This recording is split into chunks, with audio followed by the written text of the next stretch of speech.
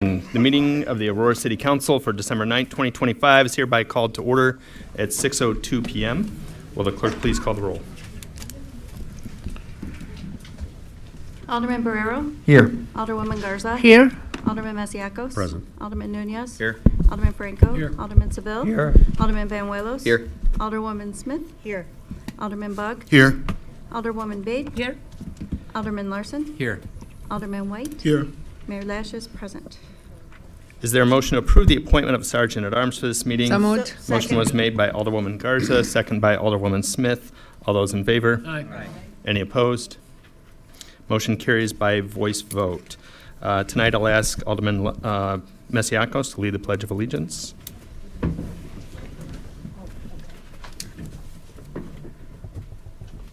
Pledge of Allegiance to the flag of the United States of America and to the republic for which it stands, one nation, under God, indivisible, with liberty and justice for all. And next I'll ask John to give us the mayor's report. Perfect. Thank you so much, Mayor. An exciting night here in Aurora as one of our very own residents just won the Athletes with Disabilities 100-yard breaststroke state championship.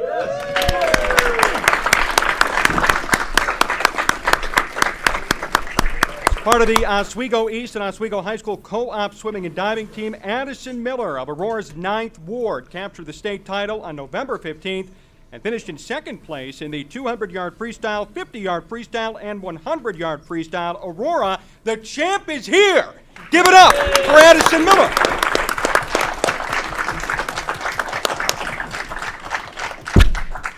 We'll also invite down the Miller family. Obviously, the mayor is here, members of School District 308, and Ward 9 Alderman Edward J. Bugg. A shout out to Edward Bugg for giving us the inspiration to honor Addison here tonight in Ward 9. Thank you for joining us, Alderman Bugg. Without further ado, this is a huge accomplishment. So to Addison Miller, we are presenting the Mayor's Award of Excellence for winning the Athletes with Disabilities 100-yard breaststroke state championship, honorably representing both the City of Aurora, the Oswego Community Unit School District 308. You are making Aurora and our schools proud. Thank you so much.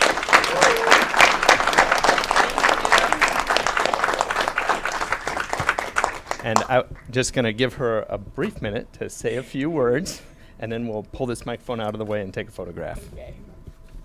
Is that good? Yeah, that's okay. I want to thank my family and my friends and everyone for supporting me. It took a lot of hard work, but it was very fun. Thank you.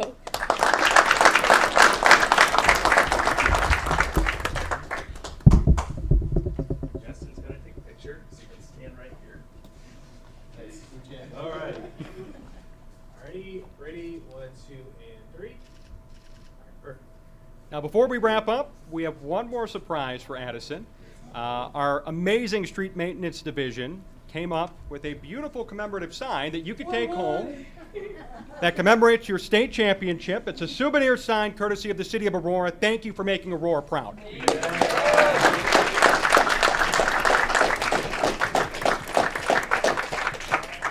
Ready, 1, 2, and 3. Big smile. Thank you. We'd like to thank the 308 and Alderman Bug and the City of Aurora because without all of your support, we wouldn't have been here. So thank you.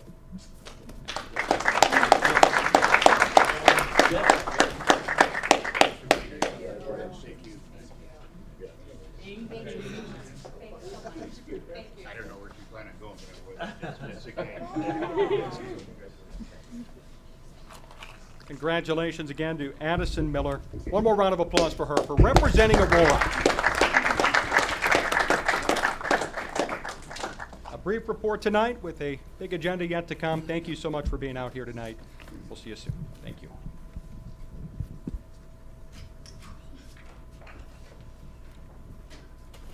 Okay. That concludes the mayor's report. Next, we'll move to appointments. I'll ask the clerk to please read the first resolution. 250908, a resolution authorizing the appointment of Diamanto Masiacos to the Aurora Youth Council. Is there a motion? Second. Motion made by Alderwoman Smith, second by Alderwoman Garza. Are there any questions or discussions regarding this resolution? There being no further questions, will the clerk please call the roll? Barrero, Yes. Garza, Yes. Masiacos, Cordially abstain. Nunez, Yes. Franco, Yes. Seville, Yes. Benuelos, Yes. Smith, Yes. Bug, Yes. Fade, Yes. Larson, Yes. White, Yes. 11 yes, 1 abstain. This resolution is approved. Congratulations. Give us just a minute and we'll come down there and take a photo. We'll invite the third ward alderman as well. Will the clerk please read the next item under mayoral appointments? 250952, a resolution authorizing the appointment of Philip Van Leer to the Aurora Civic Center Authority Board. So moved. Motion made by Alderwoman Garza. Second by Alderman Seville. Are there any questions or discussions regarding this resolution? There being no further questions, will the clerk please call the roll? May I? You have a question on this agenda item? Go ahead. Discussion. So, I don't know Philip, but I'm sure I've heard wonderful things about him and would do a fine job at the Aurora Civic Center. But I am not going to be in favor of this item tonight, not because I'm against him, but because we have 3 people that are sitting in the ACA consent agenda now that have been detained, put on the side burner or whatever, without any type of conversation or acknowledgement to why they have been pushed to the side. ACA is not a board that you start from scratch and make it successful.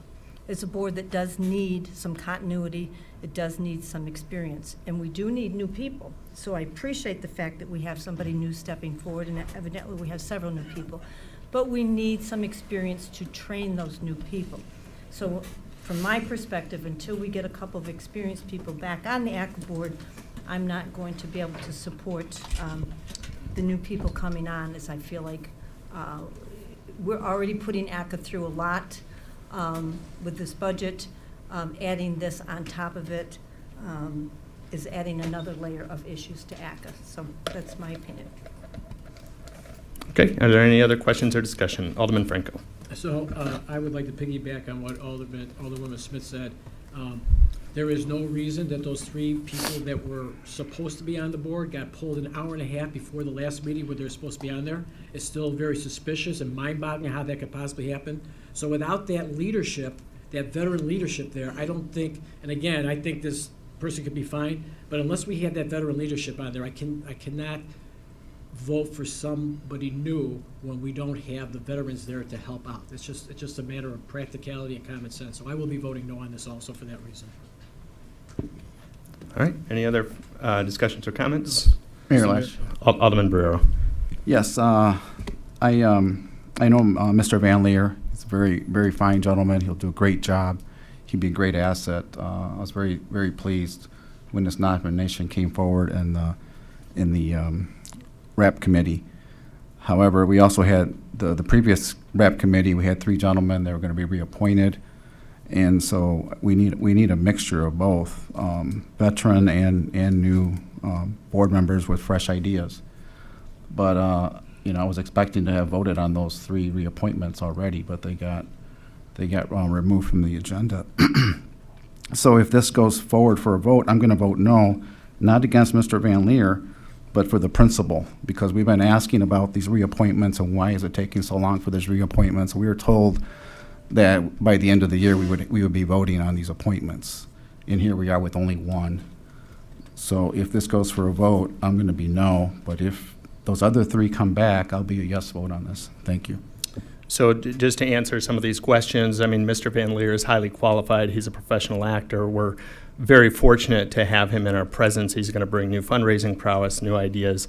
As of now, we have not replaced the other 7 board members, so there will be experience on the board. I understand that there's concern about the process, but we are interviewing, and there's going to be some excellent candidates who bring both experience as well as some past board members that'll get reappointed, but that are going to be more in line with the vision that we have for the Aurora Civic Center Authority. So I understand the concern that people have, but there's no reason. Mr. Van Leer is probably as qualified as you're going to get and a very high caliber candidate. Any other questions or comments? Mr. Mayor, Alderman White. so I had initial pause at first with Mr. Van Leer. Unfortunately, I wasn't able to attend the RAP committee meeting, and I watched it, and I see the resume, and I see that the background in theatrics. I had question about the ability to do things such as fundraising and so forth. So since you brought that up, I'm okay with Mr. Van Leer. Initially, I was going to vote no unless he was here to give us a little more background on outside of theatrical performance, but hearing that, then I'm okay with it. Thank you.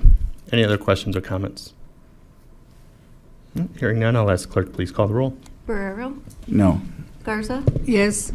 Masiacos, Yes. Nunez, No. Franco, No. Seville, Yes. Benuelos, Yes. Smith, No.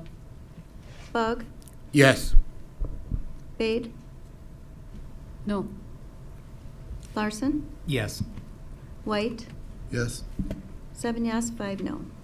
Motion carries. This resolution is approved.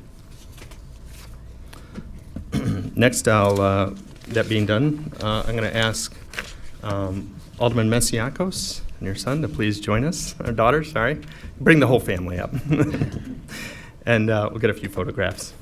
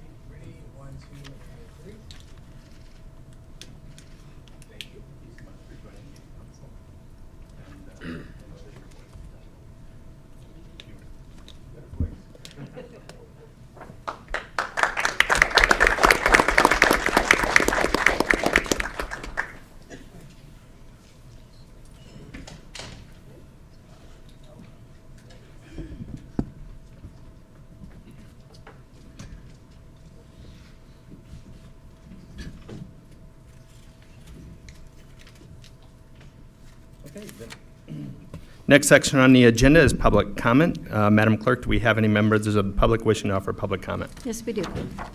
Next, I'll ask the clerk to please read the rules of public comment. Pursuant to the Open Meetings Act, all persons shall be permitted an opportunity to address public officials under the rules established and recorded by the council.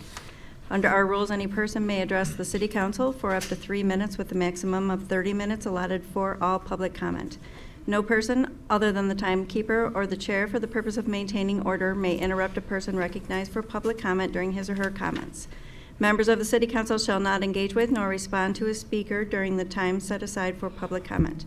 Staff is directed to follow up with members of the public with respect to any concerns raised during public comment within the scope of the city's authority following the adjournment of this meeting. Madam Clerk, will you please read the name of the first person to offer public comment this evening? Angie Smith.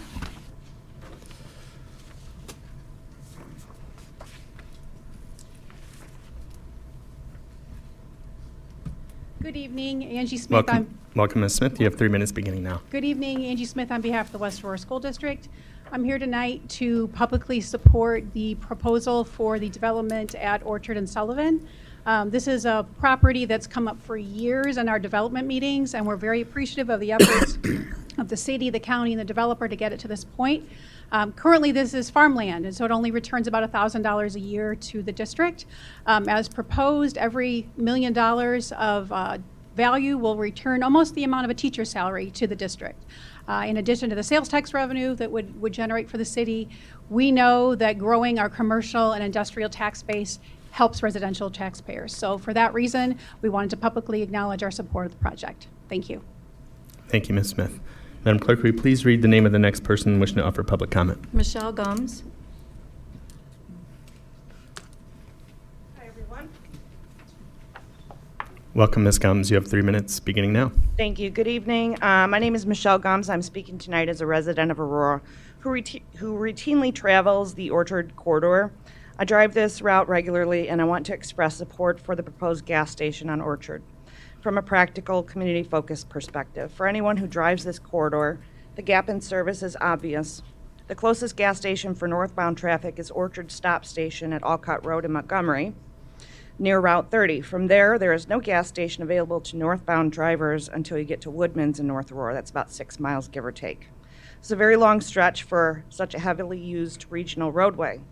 On the southbound side, there are only 2 gas stations serving the entire corridor. As this area continues to grow, the imbalance becomes even more stark.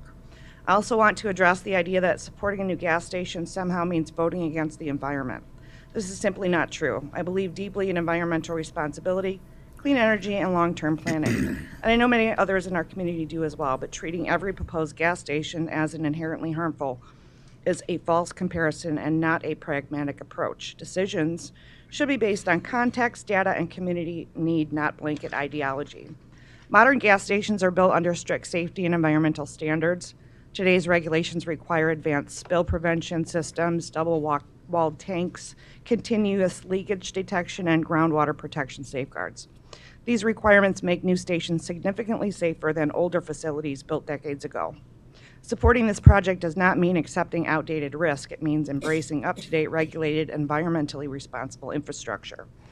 This location also presents an opportunity to improve the sustainability along Orchard Road. After reviewing publicly available data, I found no EV charging stations along this stretch of Orchard Road between Alcott and Woodman.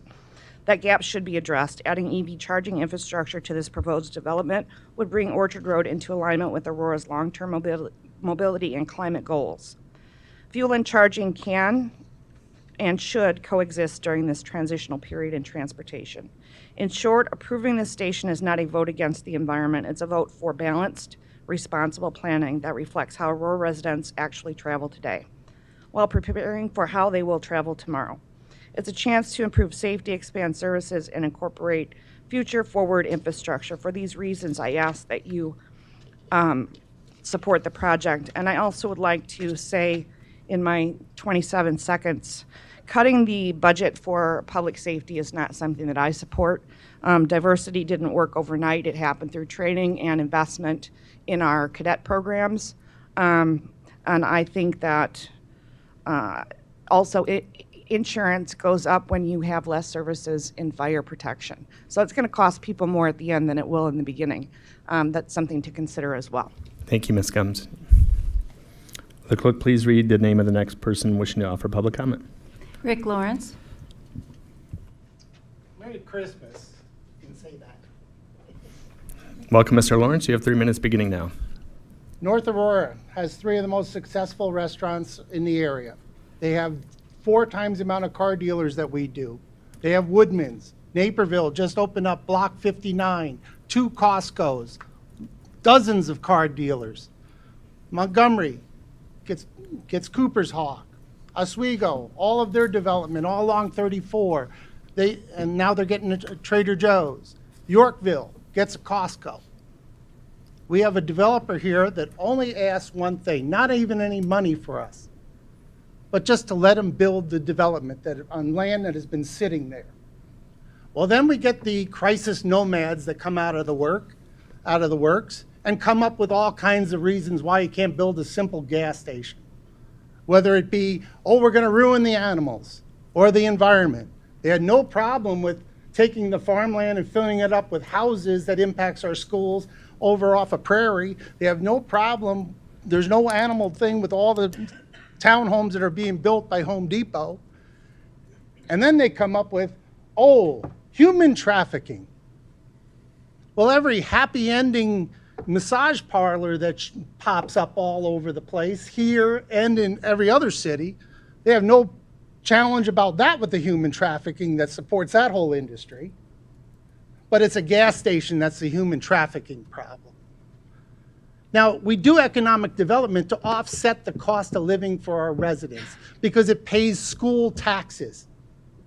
And unfortunately, the best thing that we have going on District 129 is North Aurora, because they do more economic development in District 129 than we do. And So when a developer comes in and they don't want any money from us, they just want to build, they're going to invest all this money, we should say yes and offset the cost of living to taxpayers. What did you give the taxpayers? Grocery tax, water rate raise, more than $100 million worth of debt under you. Now you're going to raise the property levy. We need to start thinking about the residential taxpayers and offsetting the school tax, because that's what comes from property tax. The sales tax all dumps into you guys, and we piss that away all day long. But the property taxes that we generate, commercial property taxes, offsets the cost to the residential taxpayers. That should be the concern of the county, not the wingnut group that comes out and protests every little activism that goes on, because they have no solutions. All they want to do is raise the cost on the taxpayers. And Aurora's done, really deserves to take care of their taxpayers. 3 minutes has Thank expired. you. I'll ask clerk, please read the name of the next person wishing to offer public comment. Lupe Garcia.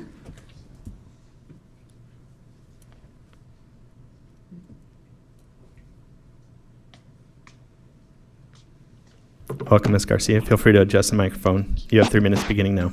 Thank you. First, I'd like to just say thank you to City Council members, to Mayor. Thank you for the service to our city. I understand it's not an easy job to maintain and manage all of the things that everybody asks for. We just ask that you would consider and seek the Lord's discernment in everything you do for everybody in the city. And again, it's not easy, but we pray that you will do the right thing for our city. And it's not always an easy answer. With that, I would just like to also say that although we don't always know the answer, I firmly believe that we seek the Lord for the answer. So I pray that today, when all the decisions you make, that you seek the Lord. So I'm going to go ahead and I'm going to pray. I'm going to pray that you seek the Lord and go before him in all things that you all decide today. I pray that the Lord gives you discernment, strength, and courage in the face of adversity, because there's a lot of adversity out there. I pray unity for the good of all the people in our city, our state, and our nation. And sometimes we don't always know what to pray. So when somebody asked Jesus, what do we pray? He had said this in Matthew 6:19 through 13. He said, pray like this. Therefore, you should pray like this. Our Father, who art in heaven, hallowed be thy name. Your kingdom come, your will be done on earth as it is in heaven. Give us today our daily bread, and forgive us our trespasses as we have forgiven those who trespass against us. Bring us not into temptation, but deliver us from the evil one. I pray that we can consider that particular prayer in everything we do. In Jesus' name I pray. Amen. Thank you, Ms. Garcia. Madam Clerk, do we have any more members of the public wishing to offer public comment? Yes, the next speaker is Mavis Bates.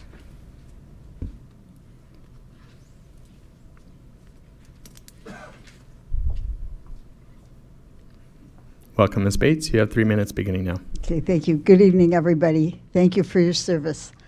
My name is Mavis Bates. I am the chair of Sustainable Aurora Mayor's Advisory Board, among other things. I'm here tonight to remind you of the environmental concerns of putting a new gas station in Aurora. Please remember that volatile organic compounds, the fumes from the gas station, will be released every time someone fills up, creating air pollution that can cause asthma and other illnesses and smog. Every time somebody puts gas into their car, these volatile compounds will be released. Underground tanks, while I know the more modern ones are safer than the old ones, but someday and sometime they can leak into our groundwater, threatening our water supply, which Aurora relies on. When these gas stations are abandoned, the land can be abandoned for many years. Cleanup is expensive and often falls into the hands of the taxpayers. The planning staff recommended against this project. Please remember, if you pass this project tonight, you are adding these environmental risks to our already burdened ecosystem. and risk to our water supply. For these reasons, I ask you not to support this project, but to find a higher and better use for this property. We all want thoughtful development, and we all want those sales tax dollars to come to Aurora. I urge you to rethink this project. Thank you. Thank you, Commissioner Bates. Will the clerk please read the name of the next person wishing to offer public comment? Cord Greenwall. Is there a Cord Greenwall? Cord Greenwall? Okay. That's the last person that was signed up to speak. There's no Mr. Greenwall. Next, we will move to the public hearing. Ask the clerk to please read the public hearing agenda item. 250982, a public hearing pursuant to 65 ILCS 5/8-2-9.1 through 9.10 for the adoption of the City of Aurora 2026 budget. Public hearing for Legistar File 25-0946. Thank you. Does staff have a presentation for this public hearing item?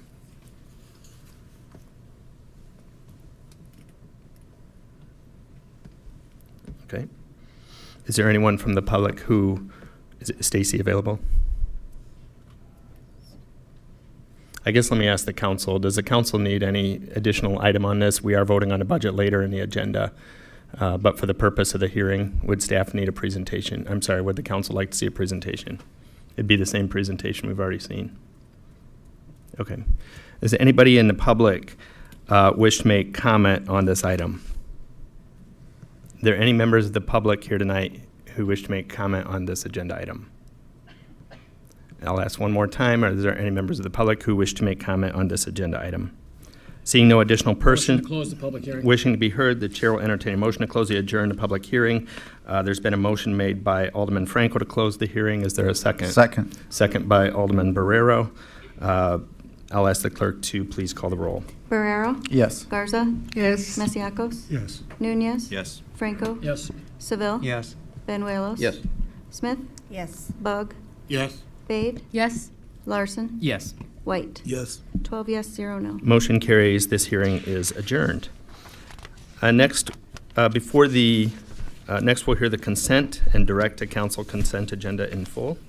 I'll ask the clerk to please read both agendas in full. 250321, an ordinance amending Chapter 12 of the Aurora Code of Ordinances titled Buildings and Building Regulations to adopt the 2024 I-Series of Codes and recommended amendments. 250692, an ordinance vacating city easements and stormwater control easements on the property located at the southwest corner of Butterfield Road and North Farnsworth Avenue. 250853, a resolution to award a one-year contract for Keeper Security, a password management solution to Insight Public Sector from Arizona, in the amount of $29,535.32 for a one-year term. 250865, an ordinance levying certain special service area taxes for fiscal year January 1, 2025 through December 31, 2025, special service area 44. 250867, an ordinance levying certain special service area taxes for the fiscal year January 1, 2025 through December 31, 2025, special service area number 66A. 250868, an ordinance levying certain special service area taxes for fiscal year January 1, 2025 through December 31, 2025, special service area number 66B. 250869, an ordinance levying certain special service area taxes for the fiscal year January 1, 2025 through December 31, 2025, special service area number 66C. 250870, an ordinance levying certain special service area taxes for fiscal year January 1, 2025 through December 31, 2025, special service area number 66D. 250872, an ordinance levying special service area taxes for the fiscal year January 1, 2025 through December 31, 2025, special service area number 67. 250880, a resolution to accept the proposals received for the 2026 Water and Sewer Maintenance Division Plumbing Service. 250918, a resolution approving a one-year lease agreement with Nadler Golf Car Sales Incorporated for the use of 72 GPS-equipped golf cars not to exceed $54,885. 250932, a resolution to award a one-year contract for Know Before, a security awareness training solution to Insight Public Sector from Arizona in the amount of $25,494.48. 250954, an ordinance levying certain special service area taxes for the fiscal year January 1, 2025 through December 31, 2025, special service area number 90. 250903, a resolution concerning the review of closed executive session meeting minutes. 250983, approval of the minutes of the Tuesday, November 25th, 2025 City Council meeting. 250986, approval of the closed session meeting minutes of November 4th, 2025 and December 2nd, 2025. So moved. Is there a motion to approve both the consent agenda and the direct-to-council agenda as read? A motion was made by Alderman Franco. Is there a second? Second. Second by Alderman White.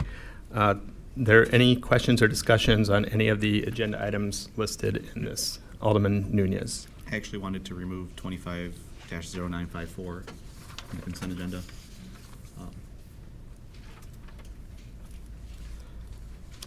The SSA 90.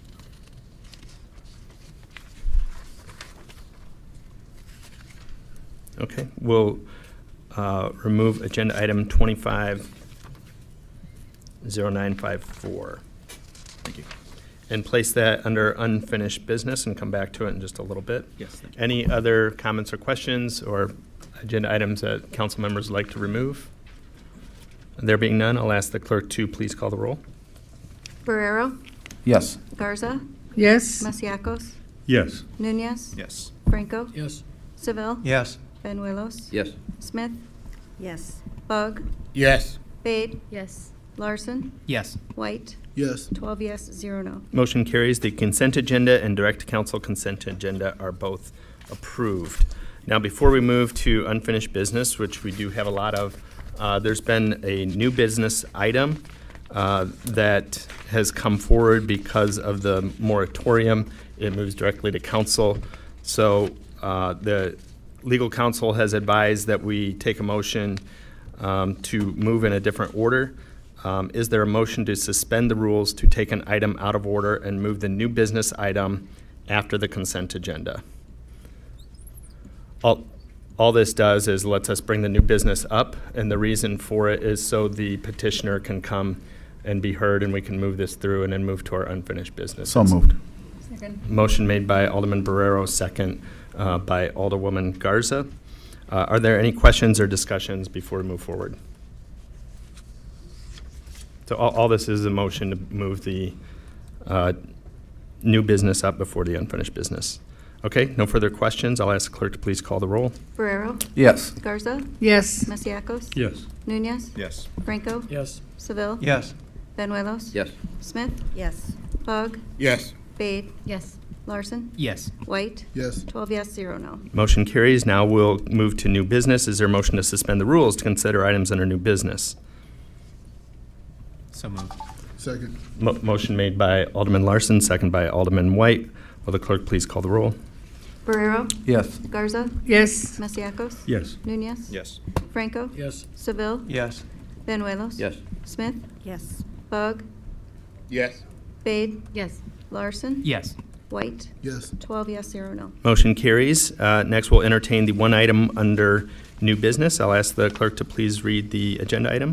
250976, a resolution approving a moratorium hardship appeal to allow construction of a warehouse on property located at 2695 West Sullivan Road. Is there a motion to approve, or do we want to get a short presentation? Sure, go ahead. Hi, Tracy Vasek, Planning and Zoning and Planning Director. The petitioner is here, and they're requesting approval of the moratorium hardship appeal to allow construction of a warehouse on the property located at 2695 West Sullivan Road. As you are all aware, the City Council approved a 180-day moratorium on the data center facilities and warehouses in all zoning districts to allow staff time to establish zoning regulations for these uses. As part of the approved ordinance, the application may seek an exception to the moratorium.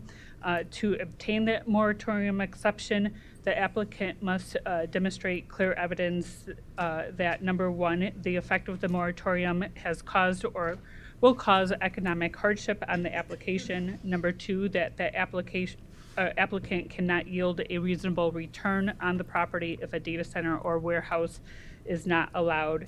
Number three, that the applicant has made substantial investment in the development or of the data center or the warehouse that is affected by the temporary moratorium, which investment has been made in reasonable reliance on the regulations in effect prior to the temporary moratorium and without knowledge of pending changes in such regulations, including the temporary moratorium, and based on reasonable probability of zoning approval by the city. And then number four, that the data center or warehouse would have been allowed as a matter of right under the pre-existing zoning ordinance. And number five, that the data center and the warehouse as proposed complies with all applicable city ordinance and regulations. The petitioner is here, so I will let him speak to what he feels his evidence is. I will say that the Plan Commission did recommend approval of this appeal. And this has been ongoing work for quite a while. Correct. They have had several DSTs with us. They did come in like a week after the moratorium started, and they have obviously spent money on getting those plans ready. Okay, just state your name and tell us why you're here. Thank you, Mayor Leach. My name is Colin Anderson. I'm one of the attorneys for the petitioning appellant landowner, Mary Lynn LLC. I would like to thank the City Council for considering this hardship appeal to the September 25th ordinance imposing a moratorium on the construction of a warehouse facility in the designated location. As set forth in the appellant's written request for relief, all of the elements as stated for the petitioning landowner appear to have been met in this present instance. First, the effect of the moratorium has and continues to cause significant financial and economic hardship to the appellant. The appellant purchased the property in July 2024 for $232,000 with the intent of developing the property into a warehouse for the storage and distribution of commercial goods. At the time, this was consistent with and permitted by the city's then existing zoning and development ordinances and regulations, and the appellant obviously had no knowledge that there would be any moratorium imposed that would prevent or preclude this intended use. Thereafter, in furtherance of this goal, the appellant did incur over $85,000 in architectural and design expenses and $1,400 in permitting fees. It wasn't until October of 2025 that the appellant submitted all the documents necessary for the site development to the city for its approval, but then learned of the existing moratorium. That was learned by the appellant on October 16th, after all these expenses had been incurred. The project is therefore currently on hold, and if prevented from proceeding with the planning and development of the property, the appellant will continue to lose substantial sums, including insurance and taxes, while the property remains vacant and unproductive. Obviously, this would preclude any intended use for the property, much to the appellant's hardship. The appellant has therefore made a significant investment in the city and has acted in good faith within the city's zoning and development regulations. Again, the appellant had no advance notice or knowledge that a moratorium would be imposed or was even being considered until it learned of the moratorium on October 16th. The building and development plans are still subject to the city's approval and review, and all that granting this hardship appeal would do is to allow the planning to proceed. If the moratorium is lifted as requested, the owner will be able to resume its planning with the city and at all times will ultimately comply with all applicable ordinances and regulations. So in light of these hardships, we would request that the moratorium be lifted in this specific instance, and I appreciate your time. Okay. Are there any questions or comments from the council? This is in Ward 5. Alderman Franco. So I'm not up to speed on what's going to go in there. So this is just to lift the moratorium, is that correct? Because, I'm going to need a little bit more information, for support or not, which is fine if we're going to go through the process. I just want to make sure, because I got to know. I want to know square footage. I want to know that stuff. So as long as that's still going to come, and we can still say yay or nay or whatever modifications we need, then I'm good with that. I just want to make sure. Yeah, so this does need to go through a final plan process. Okay. So we will be bringing this forward to Plan Commission as well, or actually, I guess it would just go straight to BZE because it's just a final plan.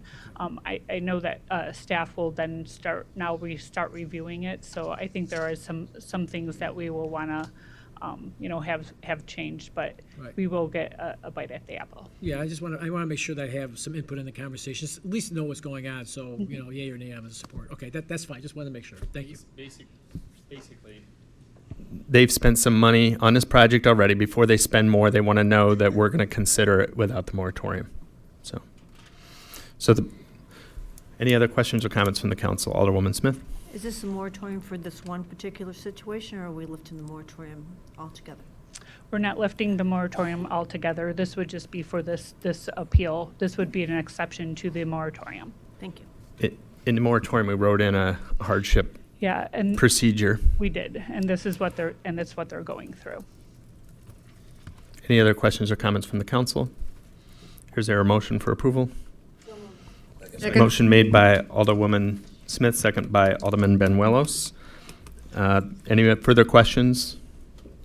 No further questions or comments. I'll ask clerk to please call the roll. Barrera? Yes. Garza? Yes. Masiacos? Yes. Nunez? Yes. Franco? Yes. Seville? Yes. Benuelos? Yes. Smith? Yes. Bug? Yes. Spade? Yes.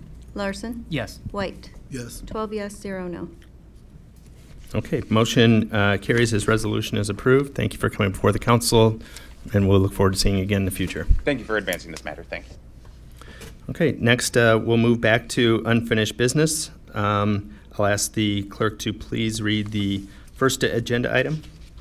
250378, a resolution authorizing the Director of Purchasing to enter into a purchase agreement with 58 Group for the procurement of a drive test scanner for the Aurora Police Department in a total amount not to exceed $170,000. Okay, so this item has been held at this level, and I believe there is a motion that's been prepared, and I believe purchasing has done their work with LexisNexis.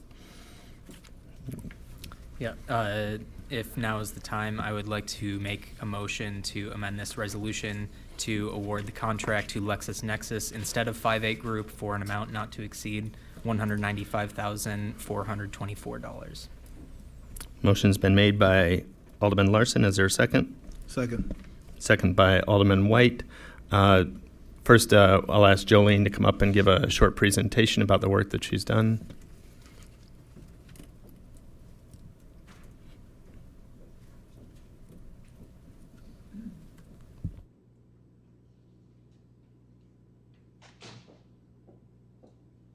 Is Commander Raleigh here as well? Just in case people have questions. Good evening, everyone. Jolene Coulter, Director of Purchasing. We did reach out to LexisNexis. This was a bid that is over 90 days old. They will honor their original pricing at $195,000. We did confirm with them regarding the training aspect and to ensure that the APD was going to get the training they were requiring for this project. I believe that everything was met on that case, and Petra Collins, Corporate Counsel, had requested us to have them ensure that they were going to agree to our standard terms and conditions, which they have. Thank you. Commander Raleigh, anything to add? No, just the additional cost of $25,000 we would need to pay that out of our asset forfeiture funding, so there would be a change in how it's funded, or the amount rather that's funded. We'd have to work with purchasing and finance to find those extra funds. Okay. So are you saying that they don't exist already in asset forfeiture? We have asset forfeiture funds available. We would just have to get them plan to move released. more money. Yep. Understood. Any other questions or comments from the council on this motion to go with LexisNexis? Yes, Mayor. Alderman White? So from my understanding, this drive test scanner was going to be paid with asset forfeiture funds already. Correct. Okay, so you're just looking to add additional from that same pot of money to cover the difference? Correct. Okay. Any other questions or comments from the council on the motion that's before us? I have a Alderwoman question. Smith? Yes, so do you see any differences with the two, other than the cost, the two different protocols that we're talking about here? I believe that the cost was the driving factor in our initial selection. I believe that purchasing was able to negotiate the increase in training that we needed that wasn't initially provided by LexisNexis in their offer. I think they've brought their amount of training that they've offered up to the level that the other vendor offered initially. So that was our other sticking point. So now it just remains for the price difference. Thank you. Sure. Are there any other questions or comments from the council? Yes. Alderman Bug. Yeah, it was brought up that, there could be an issue if we went another way with this vendor. We're not obligated to go with any given vendor. It is the most responsible bid as we see. The purchasing department does an excellent job on vetting those things out. But there are many times where we have chosen a second choice where we felt they were more responsible. And I believe, I don't want to take the words from my colleague Alderman Larson, but I believe that's the reason he has put this forward. So I just want the council to know that we've done this before. We'll probably do it again. And there is no issue with selecting a second choice if you feel that it is a more responsible bid. Alderman Larson, did you want to highlight the reasons for the motion? I didn't give you that opportunity at the beginning. Yeah. Just for the record. Yeah, I stated this in the previous meeting, but LexisNexis is a much larger and more established company. They have a bunch of products. I believe the police department already works with LexisNexis, and they have contracts with a lot of police departments across the country in comparably sized cities. So I think this is a better choice based on that experience. Any other questions or comments on this agenda item or on the motion? There being none, I'll ask the clerk to call the roll on the motion before the council. Barrero? Yes. Garza? Yes. Masiacos? Yes. Nunez? Yes. Franco? Yes. Seville? Yes. Benuelos? Yes. Smith? Yes. Bug? Yes. Spade? Yes. Larson? Yes. White? Yes. 12 yes, 0 no. Okay, the amendment has been approved. Now, is there a motion and a second on the agenda item itself? Motion. Motion to approve by Alderman White. Is there a second? Second by Alderwoman Smith. Any questions or comments on the agenda item? Alderman Masiacos. Oh no, I'm ready to vote. Alderman Franco. Alderwoman Bade. Thank you, Mr. Mayor. So the title will reflect the change of the company name? It'll include the amendment that was read as Alderman Larson presented it. Okay. Okay. Okay. Any other questions or comments? There being none, I'll ask clerk please call the roll. Barrero? Yes. Garza? Yes. Masiacos? Yes. Nunez? Yes. Franco? Yes. Seville? Yes. Benuelos? Yes. Smith? Yes. Bug? Yes. Spade? Yes. Larson? No. White? Yes. 11 yes, 1 no. Motion carries. This resolution is approved. Can I ask Next. a question? We're going to move to the next agenda item. We've got a long night. Next, I'll ask the clerk to please read the next item under unfinished business. Okay, thank you. 250845, an ordinance granting a conditional use permit for a drive-through restaurant use on the property located at 404 North Eola Road. Is there a motion for this agenda item? Motion made by Alderman Seville. Motion to please place this on hold. Second. You want to put this agenda item on hold? Yes. Do you want to table it and leave it here at this level? Yes, please. I would like to table it and leave it at this level. Okay. Motion to table. Just for Sorry. clarity, are you tabling it just to the next meeting next Correct. week or to next month? To the next meeting, yes. Okay, to this, was that The 16th, I believe. Sorry. Okay. And the reason I want to table it, I'm Well, still... Let's get a motion and a second and then discussion. Is it? She seconded. John, Motion made by Alderman Benuelos, seconded by Alderwoman Garza? Nunez. Nunez, Alderman Nunez. Okay. All right, discussion. Go ahead. Yeah, and the only reason I want to table it is because I went and spoke to some of the members or some of the business owners, and they were unaware, and they were actually, by understanding, they were sent an email or they were sent a notification, and some of them had not received it yet. So in reality, that's the only reason I'm making sure that the business owners are aware this is coming to them and that it doesn't affect their business. I'm totally fine with the owners, I believe it's Mr. Cobbler. I am very supportive of his development, but I want to make sure that the business owners are aware. Just for a point of clarification, just what is it you want staff to do moving forward? I'm just waiting for confirmation from the business owners. I spoke to some of them, but I'm waiting on confirmation from the ones that I haven't been able to get a hold of. Okay. So I will say that there is in your packet, there's letters from most of the tenants. Introduce yourself again, sorry. I'm sorry, Tracy Vasek, Director of Zoning and Planning. And I'm Stephen Bravo, planner with the Zoning Division. So I believe there is all except 2 in there. Yeah, we did, Alderman, we did add letters. The owner, Mr. Kobler, did receive written confirmation from 8 of, I believe, 11 tenants in the space. We did add it in this morning. Following the committee of the whole meeting last Tuesday, the owner did go out and spoke with the tenants and got this written confirmation. So he'd been working on it the last week. Okay, because I was there yesterday, and one of the owners that I spoke to had not received that email, and Okay. he had not signed anything. Okay. So what item is or where is it at, so I can see those It's in letters? the final plan packet, which is 250846. And we actually have, Mr. Kobler handed me a letter, a printed letter for one of the additional units. So the item in there is one letter out of date, but it can be updated easily. Let me just ask staff a question. What are the negative implications if this is held for another meeting?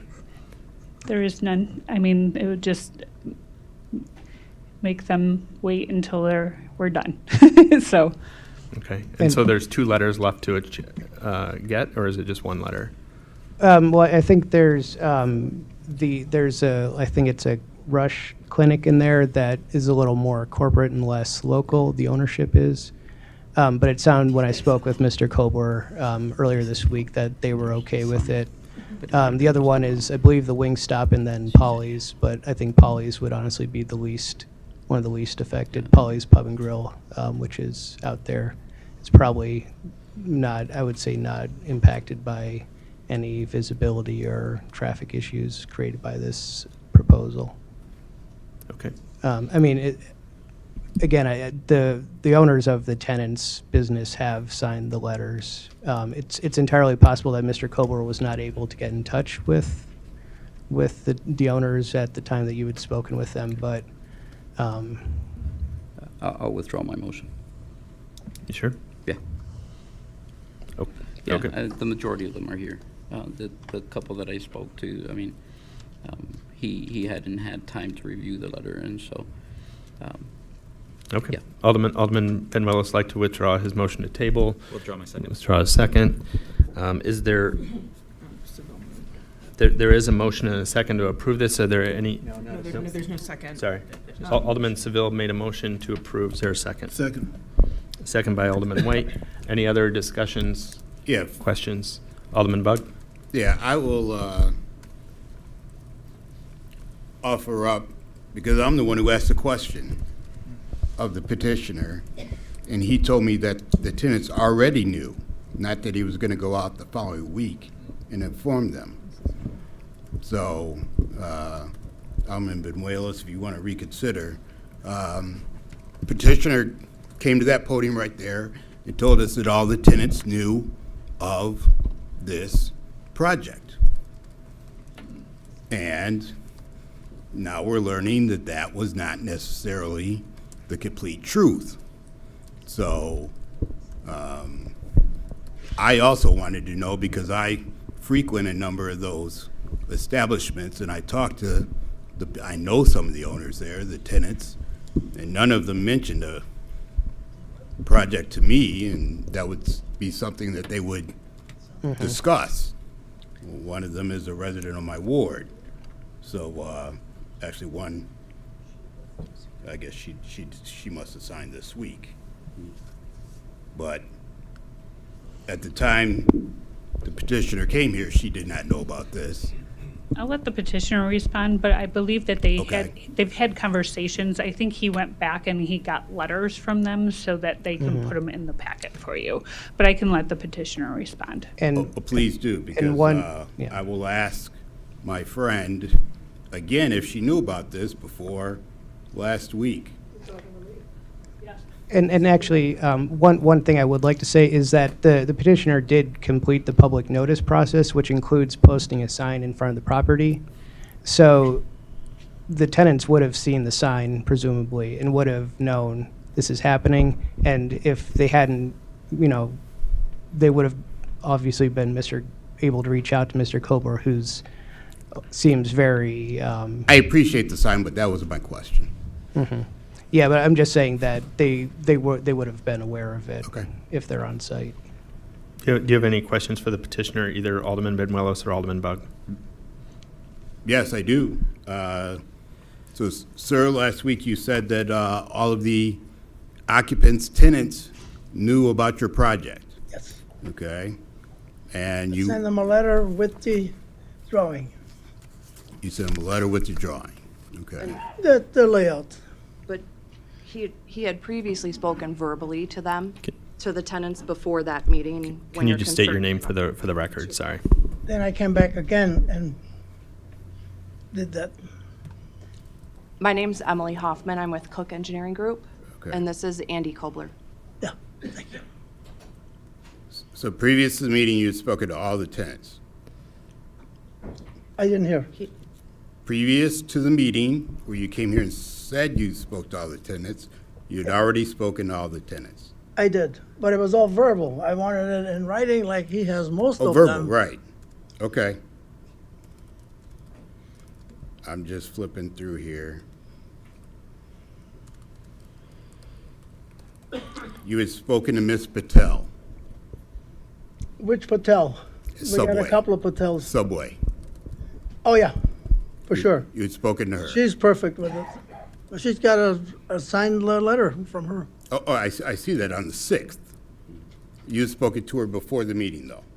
I talked to all of them that, like, the one that's a tough one is the Rush Hospital. Mhm. You got to go way down the line. It took 6 months to renew the lease, okay? That's how they work. And so they did not reply. Okay. But you spoke to everybody else. I sent them, I couldn't speak to them because I couldn't, nobody returned our call on that. The Rush. He's talking about Rush specifically. Rush, yeah. I think the Alderman's I- question I'm- was I'm about s- the everybody the other others. than Rush. Did you speak to Subway before you sent the I letters? did. And the others.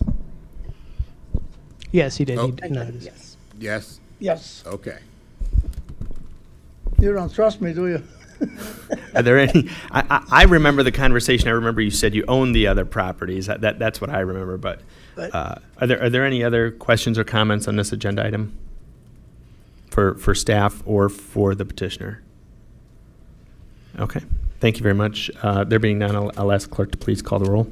Barrero, Yes. Garza, Yes. Masiacos, Yes. Nunez, Yes. Franco, Yes. Seville, Yes. Benuelos, Yes. Smith, Yes. Bug, Pass. Bade, Yes. Larson, Yes. White, Yes. Bug, Yes. 12 yes, 0 no. This motion carries and the ordinance is adopted. I'll ask clerk to please read the next item under unfinished business. 250846, a resolution approving a revision to the final plan for the Oakhurst Center subdivision located at 404 North Eola Road and 444 North Eola Road. Is there a motion to approve this agenda item? So moved. Motion made Second. by Alderman Franco, second by Alderwoman Garza. Are there any questions or discussions regarding this resolution? There being none, I'll ask the clerk to please call the roll. Barrero, Yes. Garza, Yes. Masiacos, Yes. Nunez, Yes. Franco, Yes. Seville, Yes. Banuelos, Yes. Smith, Yes. Bug, Yes. Bade, Yes. Larson, Yes. White, Yes. 12 yes, 0 no. Motion carries. This resolution is adopted. I'll ask clerk to please read the next item under unfinished business. 250864, an ordinance levying certain special service area taxes for the fiscal year January 1, 2025 through December 31, 2025, special service area number 1. Is there a motion to approve this agenda item or any questions on this agenda item? I believe this is one Alderwoman Smith, maybe you put on unfinished? Yes, I put the next two on unfinished. Just have a brief recap from staff. Stacy from Finance.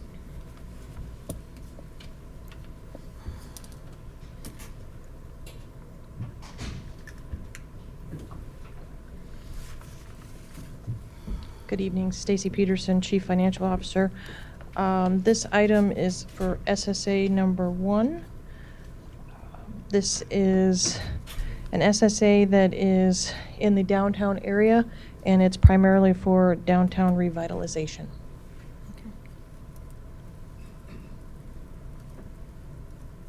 Are there any questions or comments on this agenda item? No. Okay. Is there a motion to approve this agenda item? So moved. Motion made by Alderman Franco, second by Alderman Barrero. Any further questions or discussions on this ordinance? There being none, I'll ask clerk please call the roll. Barrero, Yes. Garza, Yes. Masiacos, Yes. Nunez, Yes. Franco, Yes. Seville, no. Banuelos, Yes. Smith, Yes. Bug, Yes. Bade, Yes. Larson, Yes. White, Yes. 11 yes, 0 no. Motion carries. This ordinance is adopted. I'll ask clerk please read the next item under unfinished business. 250873, an ordinance levying certain special service area taxes for the fiscal year January 1, 2025 through December 31, 2025, special service area number 24. Are there any questions on this agenda item? Yes. Pardon? Yes. Okay. Alderman Bug? Yeah, I just want to make a statement on this as I did at COW. This is a special situation. This is a service area for a HOA, or actually a TOA, Town Home Owners Association. Normally, I would, of course, speak to them about this. However, at the time, they have no board members. So although I represent those people, they right now do not represent themselves.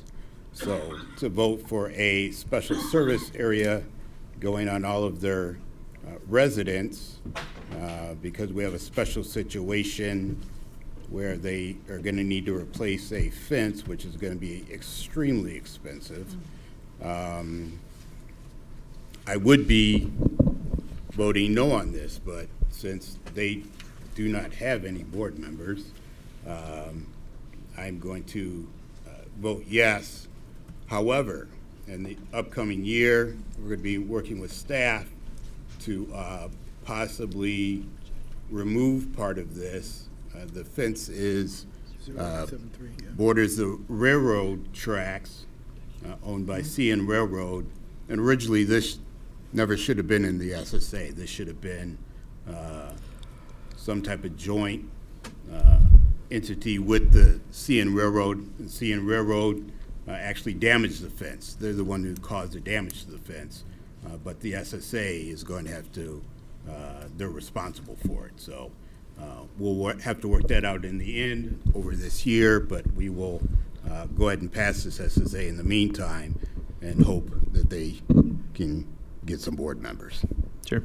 And we were working with our previous lobbyists with CN, and when we bring our new lobbyists on board, we'll re-engage them on the same topic as well to try and get them to cover some of the cost. Any other questions on this agenda item? comments? Is there a motion to approve? So moved. Motion by Alderman Franco. Second. Second by Alderman Bug. Are there any other questions or discussions? There being none, I'll ask clerk, please call the roll. Barrero? Yes. Garza? Yes. Masiacos? Yes. Nunez? Yes. Franco? Yes. Seville? Yes. Benuelos? Yes. Smith? Yes. Bug? Yes. Bade? Yes. Larson? Yes. White? Yes. 12 yes, 0 no. Motion carries. This ordinance is adopted. I'll ask clerk, please read the next agenda item. 250874, an ordinance authorizing and providing for the abatement of general obligation bond tax levies, 2025 tax levy extension. So moved. Been a motion made by Alderman Franco. Are there any, or second? Second by Alderman Seville. Any questions or discussions on this agenda item?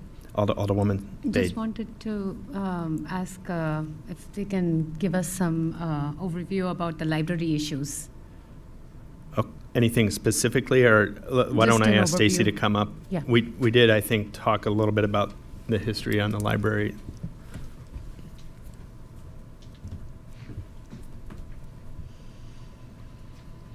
Are there any specific issues that you wanted, or just an overview Just of, an of overview. how this abatement affects and why it's here? Okay. Yes. Stacy Peterson, Chief Financial Officer. So in relation to the abatement, this is for the 2025 tax levy extension. Again, when we issue general obligation bonds, we're required to automatically impose tax levies to make the principal and interest payments. And then this abatement process is the process that we do to abate the full amount of the principal and interest for next year up to a certain dollar amount. And we are actually going to abate $14,905,999.86. The library bonds, when they were part of the city as a component unit, the city issued those bonds. They are the city's bonds. Then the library became its own district. So they would actually have to now levy for those bonds. They are our bonds, so we abate them on ours, and then they pay us to pay the principal and interest. And we have that in the budget as well. Does that answer your question? It provides a little bit of history for some of the newer aldermen, too, about that. Any other questions on the agenda item before the council? Been a motion and a second. I'll ask the clerk to please call the roll. Thank you, Stacy. Barrero? Yes. Garza? Yes. Masiacos? Yes. Nunez? Yes. Franco? Yes. Seville? Yes. Benuelos? Yes. Smith? Yes. Bug? Yes. Bade? Yes. Larson? Yes. White? Yes. 12 yes, 0 no. Motion carries. This ordinance is adopted. I'll ask clerk to please read the next item under unfinished business. 250875, an ordinance levying taxes for the city of Aurora for the fiscal year January 1, 2025 through December 31, 2025. Is there a motion to approve this agenda item? So moved. Motion made by Alderman Seville, second by Alderman Franco. Any questions or discussion? I know we had a presentation at COW. Alderman Bug. I don't want to dictate the order of things. Normally, we would take the budget question first before we levy the taxes. So, just in the order here in the agenda, it is the other way around. And that's just the order in which they were input into the system? Yeah. I don't think there's understand. anything. I understand. I would make a motion that we hold this for till the. A half till- hour. I was just gonna ask, do you wanna make a motion to? Yeah, just to move it, to move it down. There's- Till after the budget. Well, there's been a motion and a second on this item. I repealed my motion. That's the main motion, so they can, you can move to postpone it to the end of unfinished business if you'd like. Or after, what is it, 946. 9, what am I? No, the annual budget. 946 is the budget. She's adding the one that Alderman Nunez added to the budget, so. Okay. Or withdrew from the consent agenda. So 0945, 250945. So do you want to? No, it's fine. So moved, to move it to the end of. 0954, sorry. So I thought this levy was next week. So the motion is to move the levy item 873, I'm sorry, 875 to the end of unfinished business, correct? Yes. Okay. Is there a second? Second. Alderman Masiacos, so there's a motion, a second, to move agenda item 250875 to the end of unfinished business. Yes. Any further questions or discussions on this amendment to the motion? I have a question. Alderman Seville. What are we voting on the 16th? Yeah, that's, I thought we were voting this on the 16th.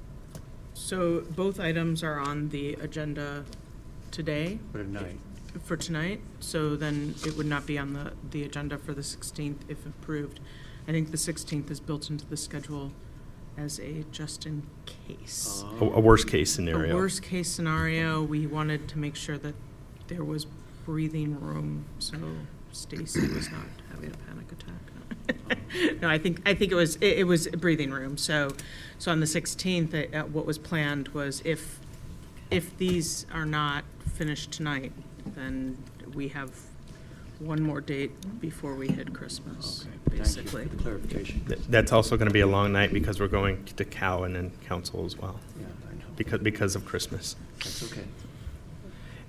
Any other questions on the And the amendment? secondary reason for doing this, one of our counties got into a little bit of snafu when they passed one and did not pass the other, and they had to do a lot of scrambling to rectify that. So Understood. it's necessary to do them, consider them in the correct order. Okay. Any other questions on Alderman Buggs' amendment? There being none, I'll ask clerk, please call the roll on the amendment. Barrero? Yes. Garza? Yes. Masiacos? Yes. Nunez? Yes. Franco? Yes. Seville? Yes. Benuelos? Yes. Smith? Yes. Bug? Yes. Bade? Yes. Larson? Yes. White? Yes. 12 yes, 0 no.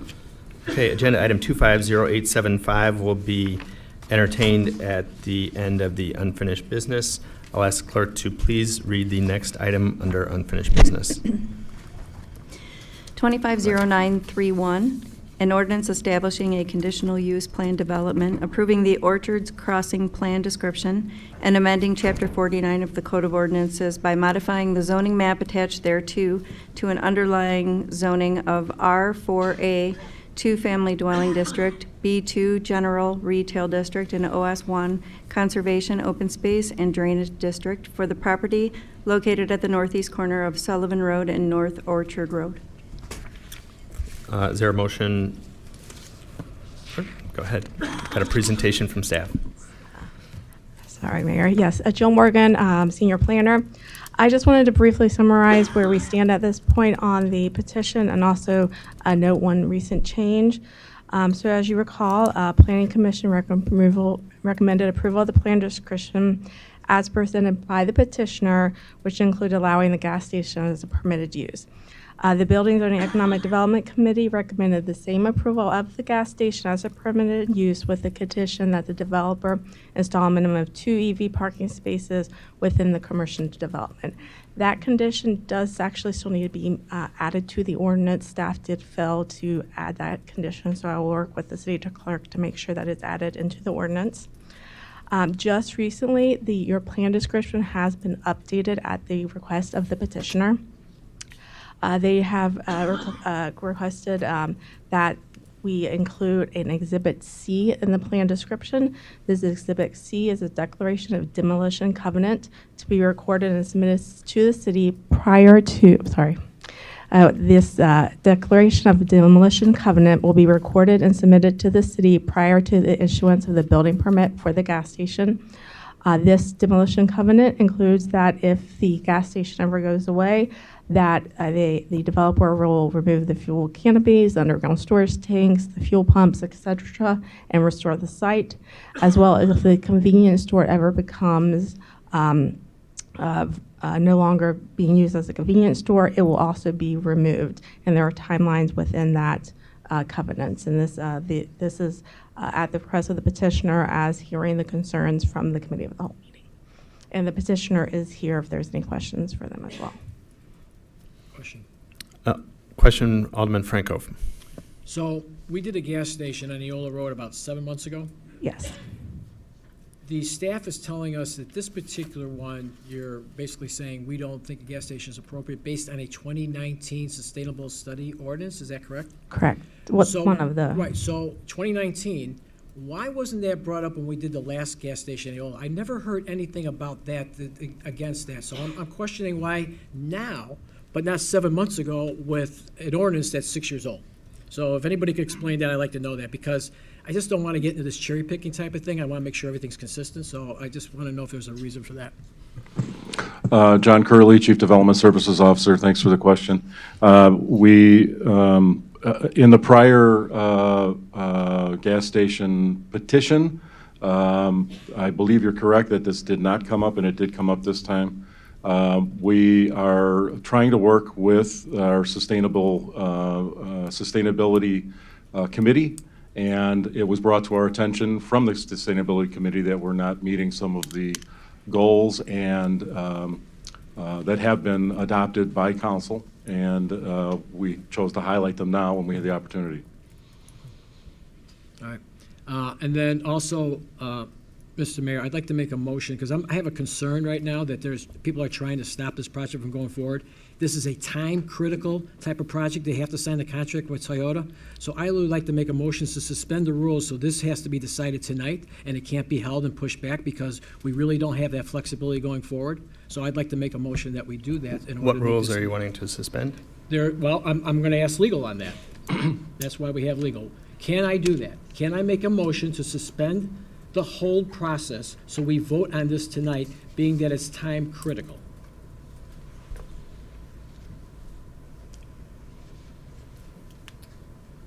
It's my understanding that you can make a motion to, oh, I'm sorry. Sorry about that.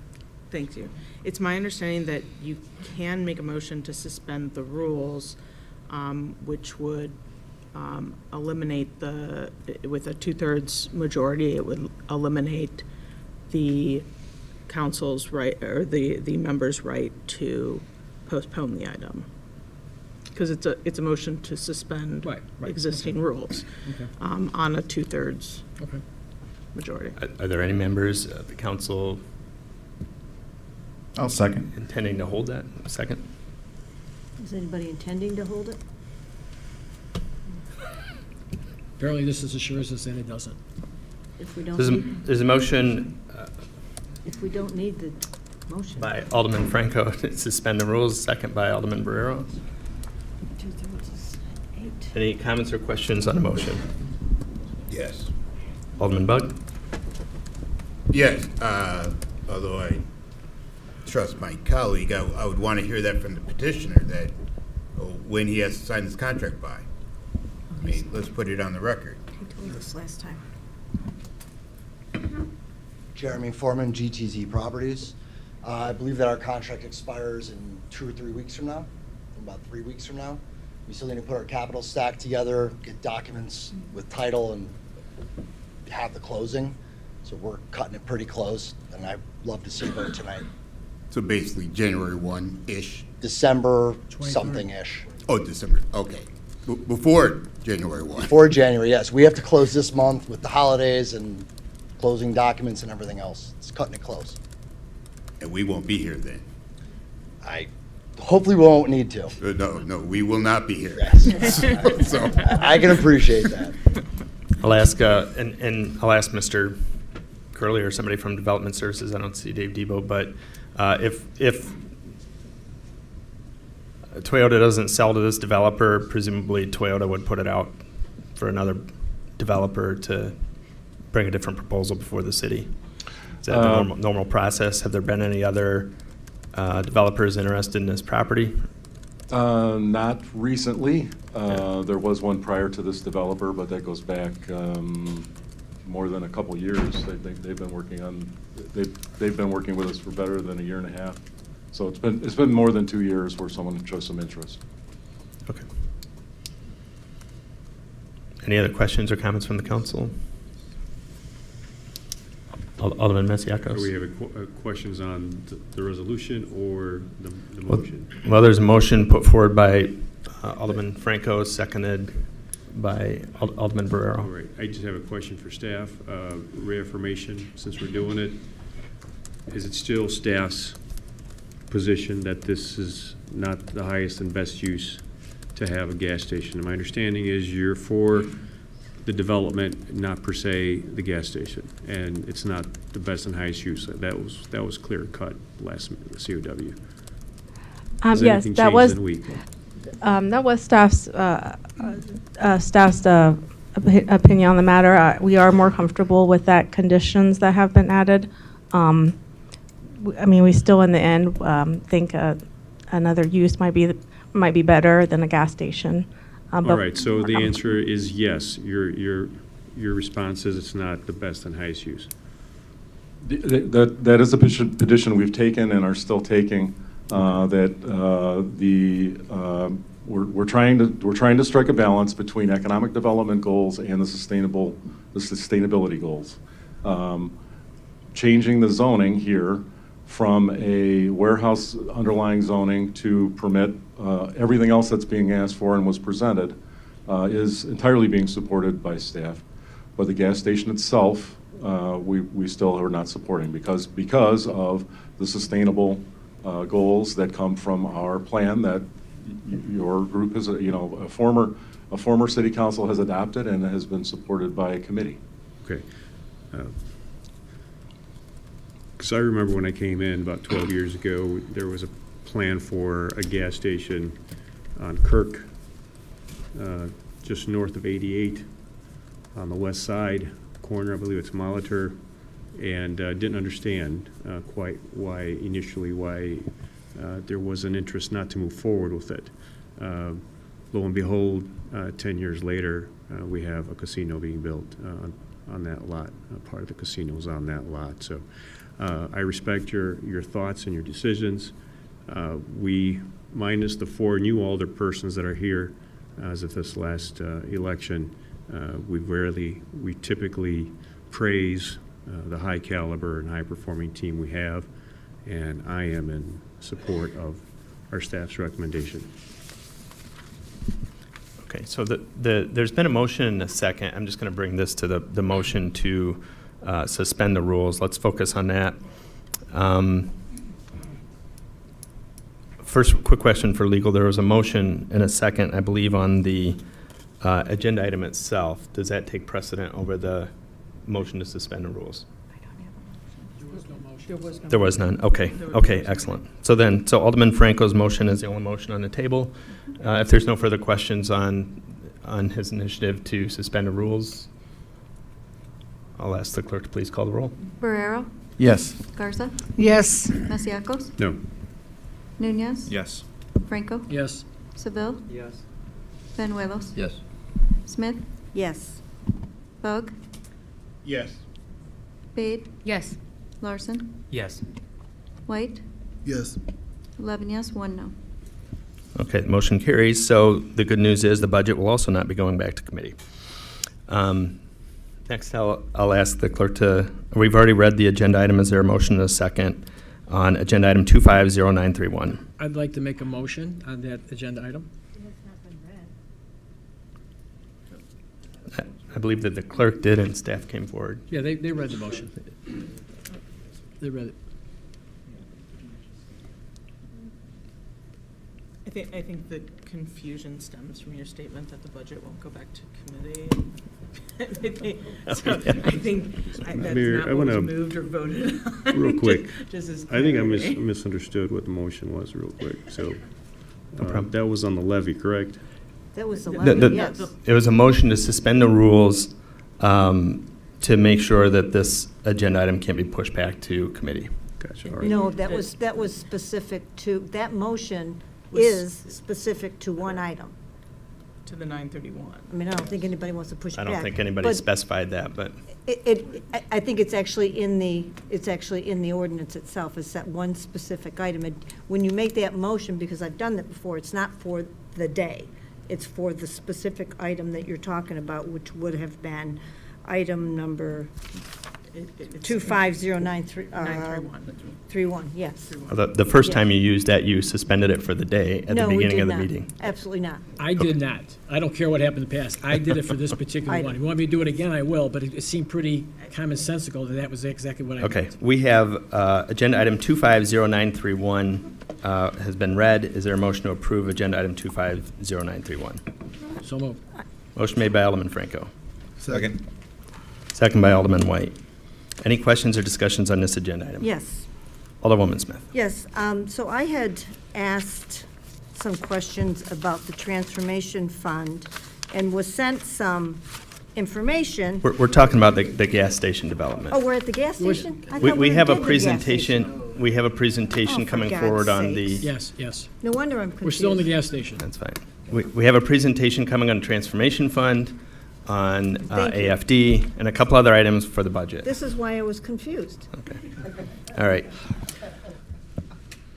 So, agenda item 250931, an ordinance establishing conditional use plan development, approving the Orchard Road crossing plan description, amending chapter 49 of the Code of Ordinances, City of Aurora by modifying the zoning map attached here to underlying zoning of R4 Alpha, two-family dwelling district, B2 general retail district, and OS1 conservation open space drainage district for the property located at the northeast corner of Sullivan Road and North Orchard Road. A motion was made by Alderman Franco, second by Alderman White. Are there any questions on agenda item 250931? Alderman Seville. Can I ask Attorney John Philipchuk to step forward? And you sent me some information, John, regarding the history of this Quick Trip vendor with regards to their contributions to local not-for-profits and the like. That issue came up at one of our meetings, and I would just like you to address what your reply was to me when I inquired about it further. Yes, I did bring additional packets, Alderman Seville, if the council wants to take time to read them. But the bottom line is that you may have heard of the National Safe Place and how various organizations participate in this. And the Quick Trip organization has been a part of this for over 30 years now. What it basically amounts to is these signs are placed at the location. They'll be at the station, and anyone that fears that maybe someone's following them, we're talking about this, issue of harming children, et cetera, but anyone that comes to the station, there is trained staff there, safe room available where they can be protected, and then the staff, again, through the training, through this program, is able to call authorities, and then the authorities would come in and address whatever issues might be necessary, whether it be the police, whether it be a shelter, but it's not just children, it goes even beyond children. So this is something that this company has participated in for over 30 years, because someone did mention the fact that, well, gee, do these kinds of uses attract people who would be taking advantage of individuals? And the answer is they are very well trained on handling these kinds of matters. They're equipped for it. So if you feel you'd like all of the council members that receive them, I could pass one out for you. Well, I think it would be helpful, yes, if you may, if you don't mind. Would that be okay, Mayor? If you can give it to the police officer, that'd be great. I appreciate it, thank you. No further Two questions. brothers had a sign that said no guns on the door also. All right, any other questions or comments on this agenda item? Sure, Alderwoman Garza. Yes, I want to ask John Curley. Now you're saying, so this, you feel like it's not appropriated, this land, for gas station. You guys never mentioned this in BCE. Never. So now you change when you do the presentation in BCE, Correct. you guys don't say that they're not appropriated for gas station. Well, So they changed their mind because you guys think it's going to be only a gas station, or because you don't have the whole presentation with the retails or restaurants or drive-thrus in there? So No, why did not mention actually- that in BCE? No, actually, staff's position has been the same the whole time. It is a confusing matter because we're accepting their proposal, but with the exception of precluding the gas station is the way that staff has presented this, both at Plan Commission and at BZE and COW. So we have taken the same position through all of the discussions. Admittedly, a little confusing because we do want to change the underlying zoning of the parcel to improve it from what it currently is, which could be a warehouse. And it's positioned for something that should be much better than a warehouse. So that's why we would like to see the underlying zoning change. Okay, yeah, because I understand they have so long time with you guys first, and then finally they presented to us. And that's what I remember, so you never mentioned that. Well, that is the argument, that is the position that we've taken through all the 3 meetings. Okay, thank you, Jan. Thank you, Alderman. Any other Alderwoman Smith? Now that I've caught up with where we are. Exact same gas station, exact same owners 7 months ago. You guys were 100% in support of it. I follow what you're saying, but I'm not buying it. So, you don't have to answer it, but, you may be in a hard position, but you also have to know you're putting us in a very difficult position as well. So we understand what's going on, but 7 months ago, exact same guy, exact same gas station, everybody in your department was on board with it. That's all I have to say. Any other comments or questions? Alderman Barrero? Yes, I have a follow-up question.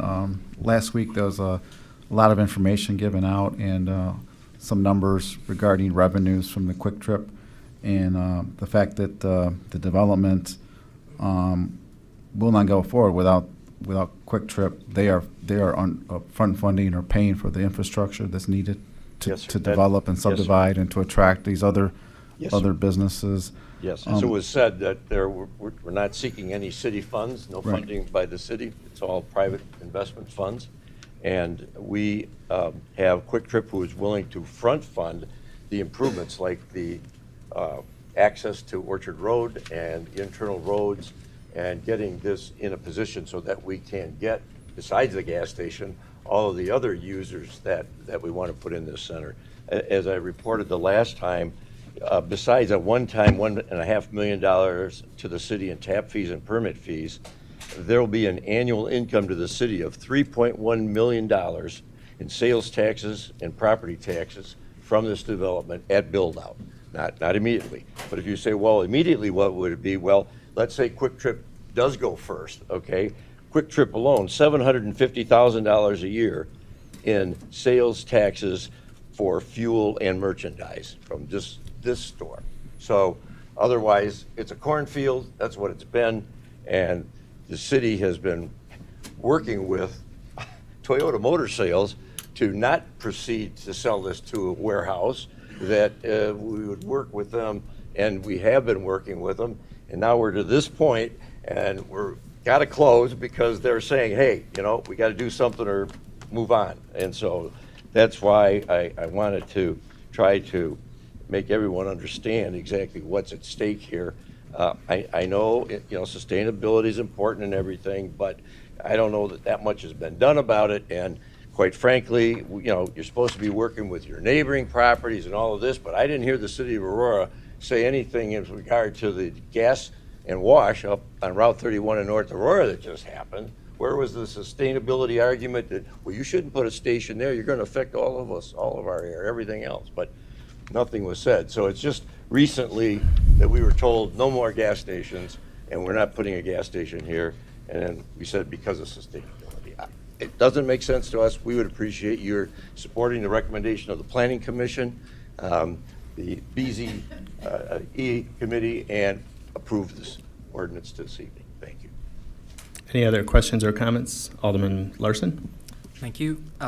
Yeah, I think that the current zoning allowing a warehouse or a data center is, I'm not in favor of a data center or warehouse going in there. There are a lot already, and I don't think we need any more. So I think this is definitely a better use than that, especially a data center, given what's going on around the country. That being said, I've heard people on both sides regarding the gas station. I think getting commercial tax dollars in there would be good. I agree with city staff that I would like to see this go forward without a gas station. So that's my position on this. Any other questions or comments from the council? Alderman White. Yes. So after following our meeting last week, I reached out to our Director of Sustainability, Allison Lindberg, and just to get additional context on the 2019 sustainability plan. And she really briefed me on it. And then from there, she organized a meeting with Mr. Foreman and others in staff, and had a really, in my opinion, robust discussion on what sustainability looks like when it's paired with economic development. And from my assessment, it seems as though Mr. Foreman is open to exploring what it looks like to include sustainability in the development. Now, I know that a gas station may have challenges in aligning with the sustainability plan. However, that's just one piece of the entire development. And I think if we can move forward with someone that is open to exploring what sustainability looks like in this development, that's a better option than not moving forward. And then we're really up to choice, or what is up to chance as to who the next developer will be. They may be in favor, they may not be.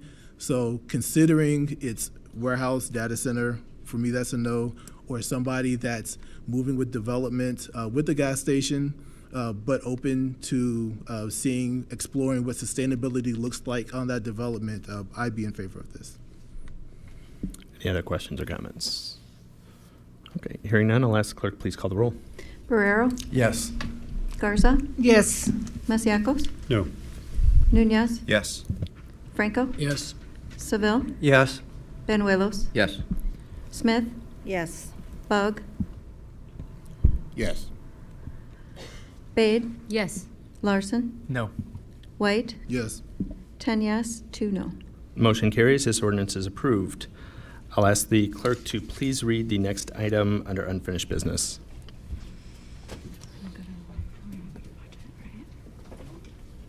Correct. We'll do the budget, and then we'll go to the last piece under yours. 250946, an ordinance adopting an annual budget for the fiscal year beginning January 1, 2026 and ending December 31, 2026, in lieu of passage of an appropriation ordinance. So moved. There's been a motion made by Alderman Seville. Is there a second?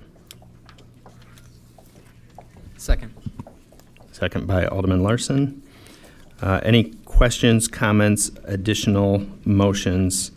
I know we have some presentations to answer questions that aldermen have presented. First of all, is there a need for an overview? I'm new to this whole experience. My name is Corey Greenwell. I'm actually here today to see what I can have done about some resources being brought to the Hessen House. Sir, I'll tell you what I'll do. The public comment period's over. You did sign up for public comment. I'm going to ask somebody from staff, Shannon and Nick, if you could please meet with this gentleman to talk about his concerns. Thank you.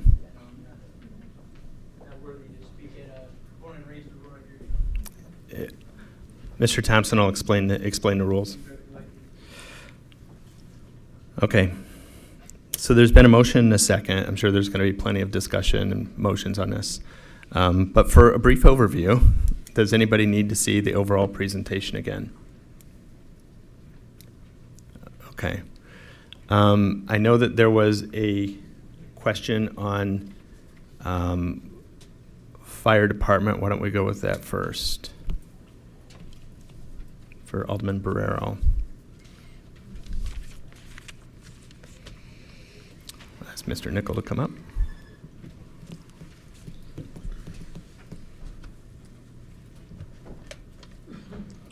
Good evening. Kevin Can I just Nickel, make a Deputy brief Fire comment? Chief. Pardon? Can I just make a brief comment? Sure, go ahead. This presentation is much better than those handwritten notes I saw last week. Well, okay. We're going to get, if we could get the presentation up on the screen.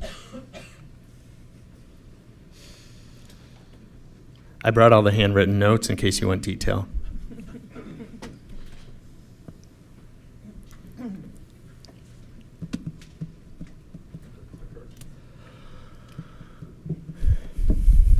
John, do we get a clicker to advance the slides?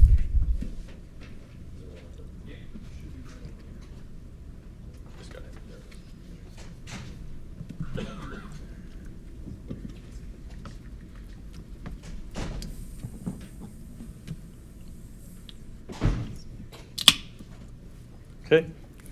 As discussed last week at COW, City Council was looking for more information and data regarding the 2026 budget. Tonight we'll be presenting all the major changes that were made, what it means for our response, ISO rating. We will also discuss our operations and the potential impact that the changes could have on our community.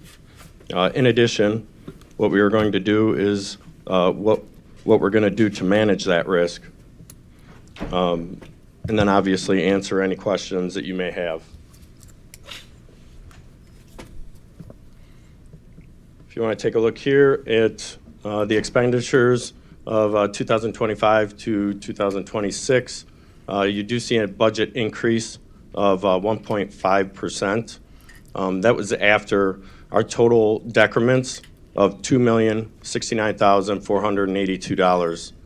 The reason why that number goes up is because budgeting for possible wage increases. There is current negotiations going on with Aurora Firefighters Local 99 in the city currently.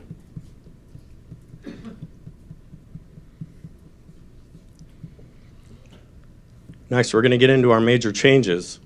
Elimination of 2 EMA specialists. Unfortunately, we lost 2 of the specialists. We did have 1 resignation of 1 of the staff members and 1 to the VRIF. Those 2 specialist positions will not be filled in 2026. Fire prevention, which is also under the fire department, did not have any staffing reductions. However, they did have reductions in line items. We had a reduction of 18 firefighters through attrition. We're down currently 8 of those 18 since the VRIF. Those members would be coming from our roving personnel. That would be 6 per shift. We have 3 shifts. That roving personnel usually covers various types of PTO for the firefighters assigned to specific apparatus. We also have elimination of 3 battalion chief positions by attrition. That BC unit is designated as EMS 1. That is a battalion chief vehicle. It's the 3rd battalion chief on duty on the shift. There will now be 2. We'll discuss that later. Also, training officer. There was an elimination of a training officer that That was a 40-hour position, staff position, responsible for coordinating department-wide training and our academy. Also have the elimination of our cadet program. Sadly, we lost our 8 cadets. They were instrumental in our recruitment efforts in bridging the gap from high school students to 21 years old, which is the age you have to be to be a sworn firefighter. They will be greatly missed. Hopefully get that back in the future here. Anticipated brownouts of a truck and engine. We could get into more detail with that later. We were able to make promotions of a captain, 2 lieutenants, and a senior medic to staff Engine 13, which is going to be going into service a month from now to get Station 13 up and ready. That was made out of our existing manpower. I'm now going to pass it along to Assistant Chief Kaufman so he can speak a little more in detail about our operations and our response plan. Thanks, Chief. Assistant Chief Mike Kaufman here. I think it's very important to understand as we're talking about going through changes such as these, we have to have the aldermen in the community understand the meaning of the impact of these operational changes. So that's kind of what I'm going to go into a little bit, is more of our operations. So to understand that completely, you got to understand we have 9 engine companies in the city of Aurora distributed strategically without the city. We're going to have our 10th go into service on the 1st of the year or shortly thereafter. That's going to be Engine 13. When you talk about engine companies, we have 3 firefighters on every engine company. At least one of those engines has an ALS firefighter, a paramedic, which makes it an ALS engine. When they are operating at structure fire, you have to understand what their roles are at this structure fire. You have 1 officer on that vehicle, you have a driver of that vehicle. That driver of that vehicle is responsible for running the pump, getting the water to the other 2 guys. The fire engine's job is to put the fire out, plain and simple. That's their role at this, because every time we put the fire out, things start to get better. The initial fire attack, obviously their big responsibility. Water supply is the responsibility of that second engine that shows up at the response. They're also a quick response vehicle when it comes to medical emergencies, especially in the capacity when there's already an ambulance out on the street in that area. So if Medic 1's out, we get a second call downtown. Engine 1 goes on that call for that quick response and the closest medic unit after that. That really gets us a good response to our citizens by having as many engine companies as we do running. They respond to all major medical calls where we need personnel. Codes, shootings, stabbings, that kind of thing is always personnel heavy. Engine company is always on those kind of calls. They respond to extrications, lots of other service calls as well within their repertoire. They work hand in hand with the truck company when it comes to a structure fire. Ultimately, in a perfect world, the engine company and the truck company show up at approximately the same time, the truck right behind the engine, so they can strategically work to fight the fire. When we're talking about truck companies in the city, we're talking about having 4 of those. All right, we have them strategically placed. The 4th one went in service last year. That was truck 14. There's 3 firefighters on a truck company, 1 officer, 2 privates to do the job that they need to do. They have some of the most important responsibilities at the fire. When they pull up, they're forcible entry crew. Their job is to get the door open, manage any gates we might have, any issues about getting into that structure to get our job done so the hose line can be deployed by the engine company. Their number 1 responsibility is search and rescue, saving people, victims that are in their houses, okay? That is the number 1 role of the fire department, life safety, just in general. Other things they do at a fire call, number 1 would be ventilation. Ventilation makes everything better at a fire. When we can open up windows at the right time, we can lift the atmosphere, we can make it safer for our crews to work, and we can enhance the survivability of potential victims within that structure. Truck companies also run a number of rescue calls. It's a specialized vehicle with specialized tools, extrication, vehicle accidents, machinery entrapments, elevator rescue calls. They go on a lot of other service calls as well. So we keep that in mind when we talk about browning out vehicles. These are the kind of responsibilities these individuals have at certain calls. As we move on, battalion chiefs, we know we're going to lose 3 battalion chiefs next year. What's their responsibility? Well, they're our operational leadership on the scene. They're the guys who make the calls, what we're doing when we pull up on the scene. They're responsible for the safety of those firefighters on the scene.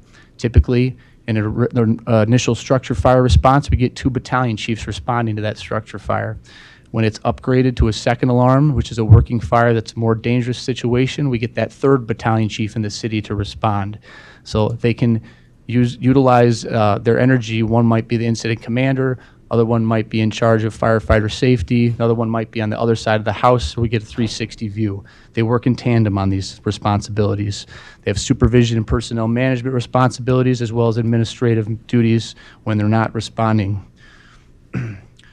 As I advance, I want to make sure I say that I'm not skipping ambulances because it's not important. It's just unaffected with any of these changes. The ambulances, we're going to still have 10 in the city. They will run as appropriate as they are currently. As we look at this map, this is our current truck coverage map. In the upper left-hand corner, those are the placement of our current 4 truck companies in the city. If you look at the bottom right corner, that's a potential brownout situation that we have had discussion with the mayor's office about. Except that the top one there isn't open yet. That fire station isn't open yet. Truck It is 14 not. is not in service. That Well, it's is- in service, but it's not up there. That's correct, Mayor. But that's where the plan is. Yes, that's correct. So that truck company is currently at Station 9, so it's a little south and southwest of there. But at the first of the year, when Station 13 opens, that is where that truck company will be. It'll be in that northeastern quadrant to protect that area of the city. So when we talk about browning out, there's a few factors involved, okay? So if we did end up browning out a truck, and I'll show you some statistics later on in the presentation, it would most likely have to be truck 14. That would kind of expose some of the area, as you can see on the bottom map. To protect some of the area, we would take our truck 6, which is our far east side truck, and scoot it a little to the west and probably run it out of Station 9. So we get a little more coverage out of that 3 truck position.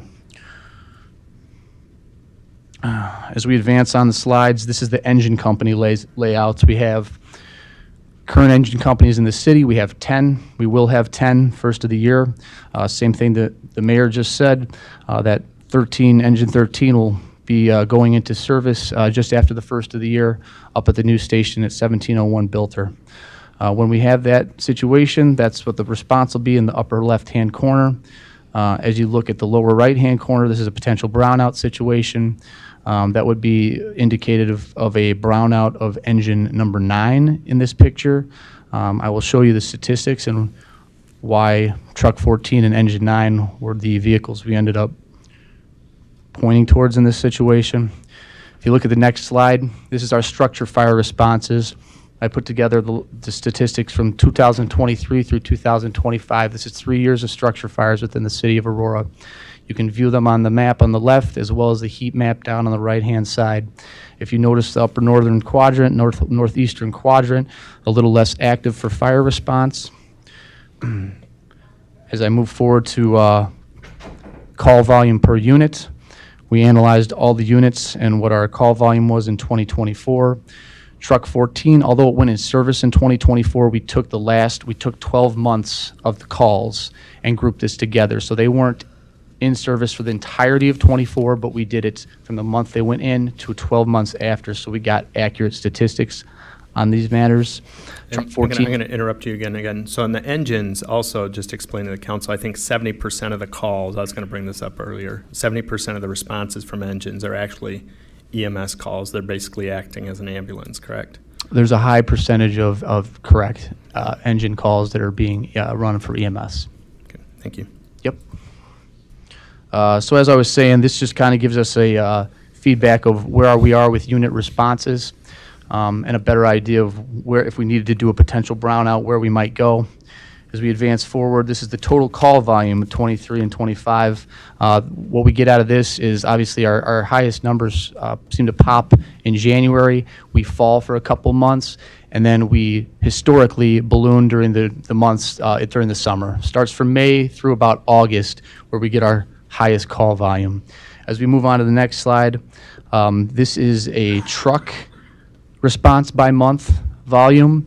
So you can see kind of the same thing, higher in January, peaks up in the middle of the summer months, and then scoots down a little bit. October kind of perks up a little bit. People turn their furnaces on. They run a lot of carbon monoxide calls when that occurs. The reason we have this up here, I think if we had to go to a brownout situation, ultimately we would love to avoid doing it at peak months, okay? And our peak responses are in the middle of summer for not only total call volume, but truck call volume as well. So that's the reason we're showing all these to you. As we move on, this is going to be response time. So these are the same maps you have. The explanation for the rings. The rings are 3 miles in radius. When you talk about 3 miles in radius, your response time per the NFPA standard 1710, our goal is to respond with a truck company in 6 minutes of travel time. It's varied to what exactly you can get to in terms of distance. It could be anywhere from 2 miles to 3 miles to make it in this 6-minute response time that we're trying to match. So what the ring indicates is the very far edge of anything we could maybe get to in 6 minutes, okay? And that's given most likely like middle of the night, no traffic kind of situation, because really to move 3 miles in 6 minutes, it's an average of 30 miles per hour. With the density of our city, narrowness of the streets, weather, it's a challenge. So what I'm saying is these rings aren't totally perfect, but they give you an idea, okay? And obviously, we have a reflection of if we brown things out, everything outside this ring will definitely be a response over 6 minutes, okay? And our ultimate goal is to aim for 90% of our responses being at 6 minutes or less. That's our ultimate goal. That's our NFPA standards that we typically try to operate by. As we go forward, this is the same sentiment towards engine companies.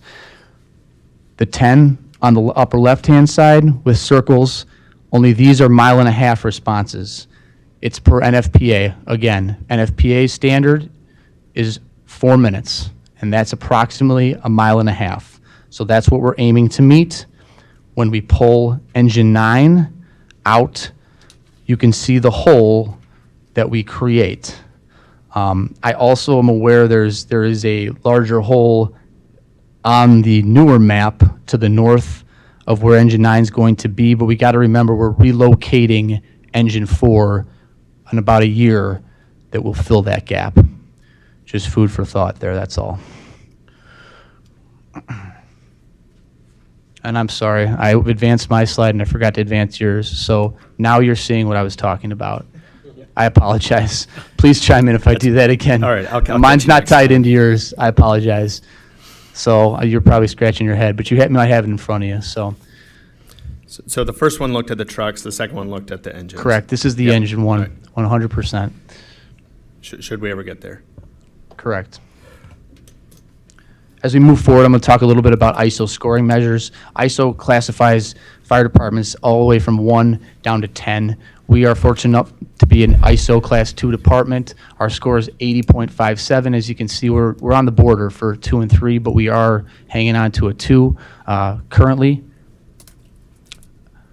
Some standards that ISO uses to score is for the truck company, like we just talked about, it's a 6-minute travel time to 90% of your calls. Typically, I have 2.5 to 3 on there. It could be a little less than that. Just depends on the situation you're talking about driving to.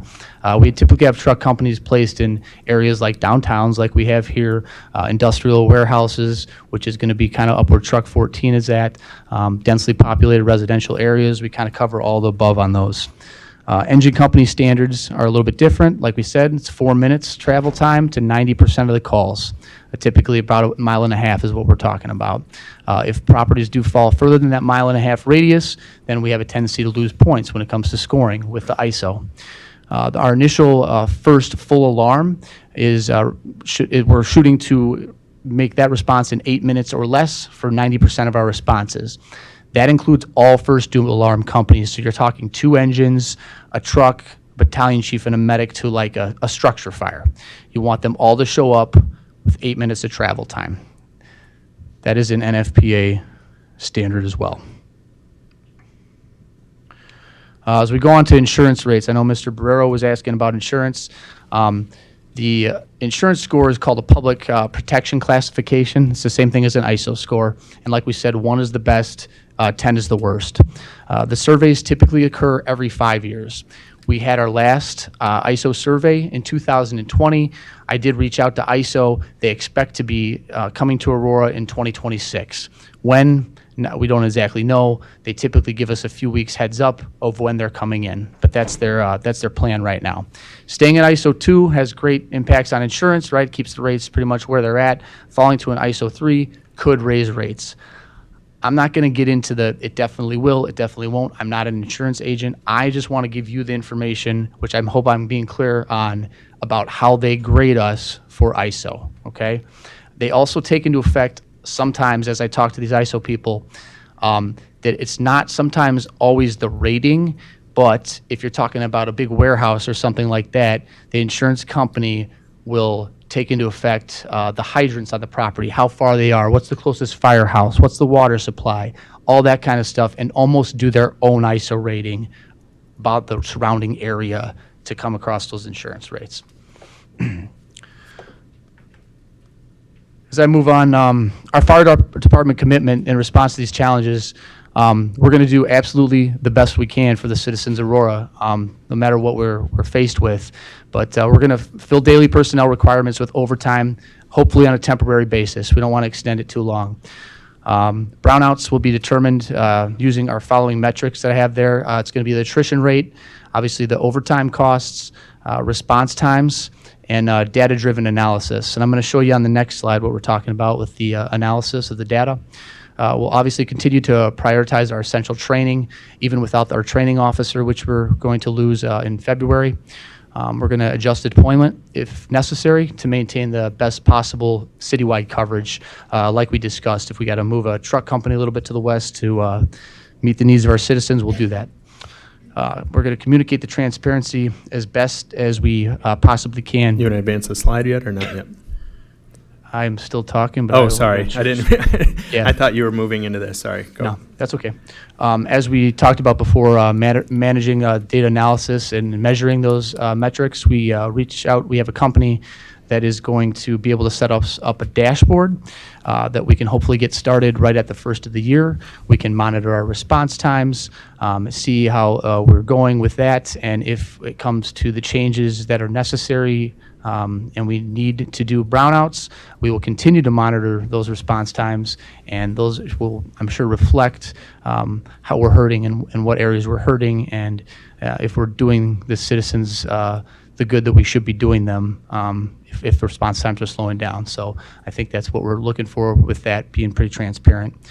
In closing, while our department faces these significant challenges in the form of potential brownouts, budget constraints, and the loss of firefighters and leadership positions, our commitment to protecting this community is going to remain unwavered no matter what we end up doing.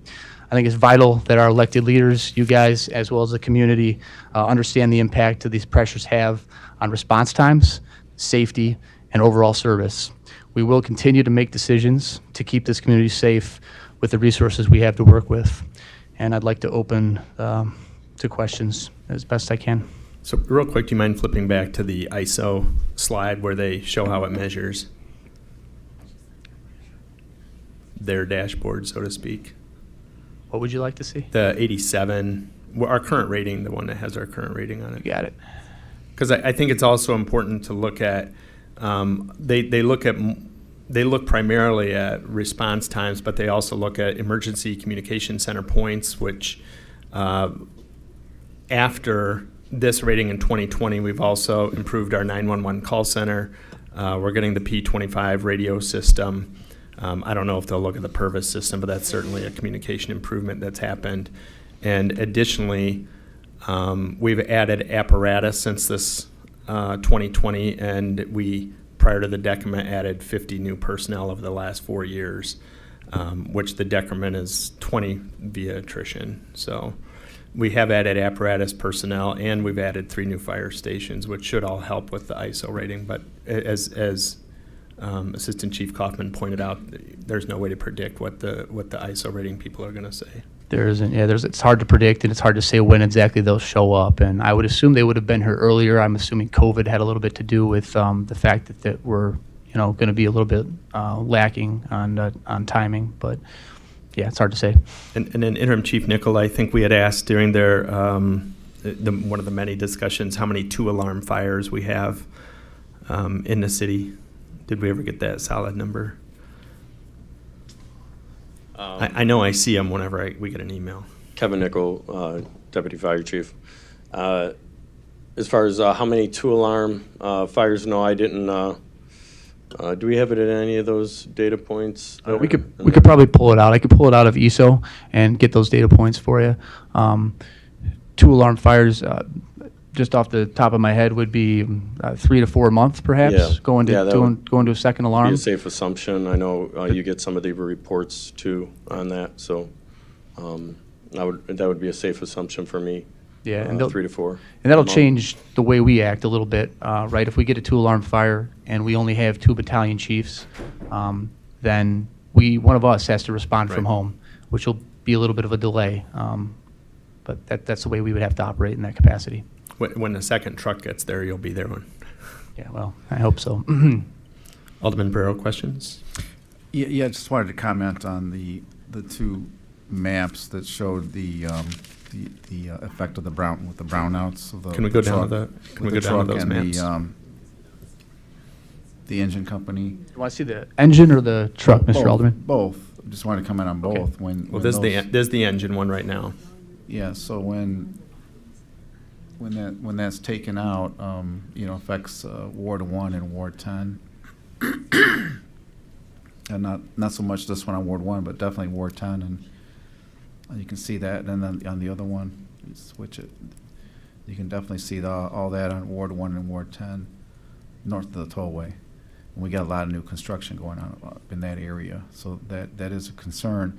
My question. With the ISO rating, we're very close to dropping to a 3.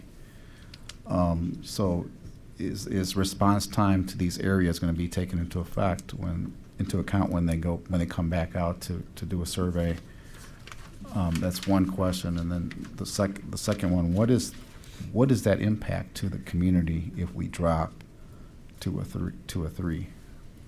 Sure. The answer to your first question is yes. Response times are a factor with ISO scoring and ISO ratings. That is one of the factors they use is your response times.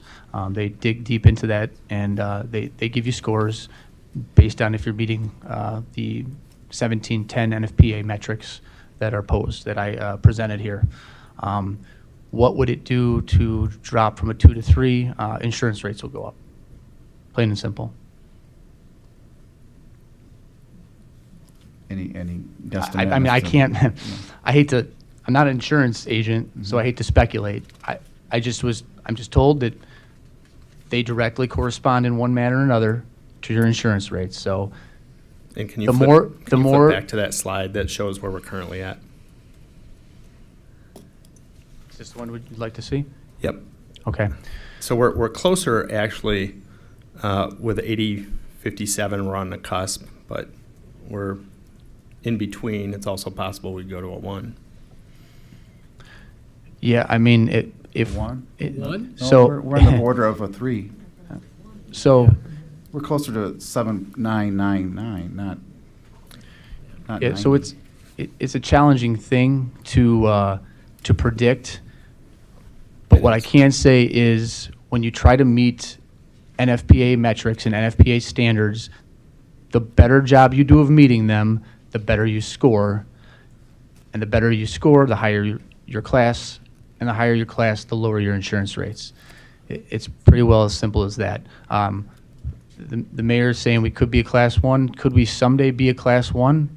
I think absolutely. I mean, we've built fire stations. We've got vehicles in good positions. We're on our way. But if we it's hard because if we have to brown out vehicles, we're not going to be close to a class 1, to be honest with you. Yep. I think it'll probably hover around 2, but it's just as likely that we've made a lot of other improvements was the point that I was making. So you're gonna pick up points on communication. You're gonna pick up points on fire department coverage because of the new stations and the vehicles that we're moving to there. So the communication aspect is coming, but the Harris radios they're not in service yet. Right. So we're not going to get any points there unless they're in service up and running when ISO comes here to do their rating schedule. That's just from the communication aspect. I understand what you're saying with the other things, though. Alderman Barrow? Yeah, so when they come out next year, we won't see them again for 4 or 5 years? Approximately is what they tell us is about every 5 years is when you get another survey. So yes, they did say that you could call them back out and request that they do another survey. I suppose that is something the city could potentially do if they felt they were in a better position to raise their ISO rating. Absolutely. But yeah, every 5 years typically. Okay, thank you.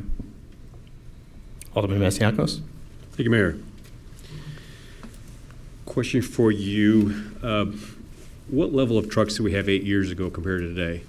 8 years ago, what level of trucks? Yeah, do we have the same amount of trucks, or do we get more trucks over the 8 years? No, we had less trucks 8 years ago. We had less trucks. We had 3 truck companies. Okay. Are you talking about truck companies, or are you talking about engine companies? Everything. Okay, we had 3 truck companies 8 years ago. We had 9 engine companies 8 years ago. I think we've had those for 8 years. There's been no new engine over the past 8 years. Engine 13 will be our 10th engine. Okay, and you also brought up response times a few times. On this slide you're showing us, which bar would if at all, would response times be reflected on? Response times is going to be in fire department points. Fire department points. Correct. Okay. And why is there a red bar there, 35.65 compared to 38.24? What does that mean there? I believe that is our peers' overall score compared to our score. I know it doesn't show it at the bottom, but I do recall that's what it is. That's how you compare it to your peer departments. And where are we compared to our peers there? We are slightly lower than our peers. We're slightly lower than our peers. So, again, I brought it up at committee level, response times. And I'm not quite sure I understood the response to my question, because our response times have increased. We went from 5.1 to, was it 5 point, what was in the budget, 5.4, I believe? But anyway, it's still higher than it was 8 years ago. So what is it we're not seeing in this graph and this presentation, perhaps, in regards to how that affects the score, if at all? How response times reflects the score, is that what you're saying? Less trucks, a quicker response time 8 years ago. What's the difference now, if at all, for that bar? I would say, if you're talking about response times, call volume obviously goes up. We're responding to more calls. If we're on calls coming from the hospital, coming from different calls, that's going to obviously affect your response time. We also have a build-up to our community. There's more communities down south. Del Webb is a great example of that. That's a longer response. That's pretty exposed for us. So that would also influence response times. All right, because I saw also in one of your previous slides that your biggest concentration of calls were in the older southeast part of town, on the east side of the river. On the fire slide where they got the heat map? Right. Oh, for the structure fires. Right. Can you pull that up? Yeah, sure can. Right.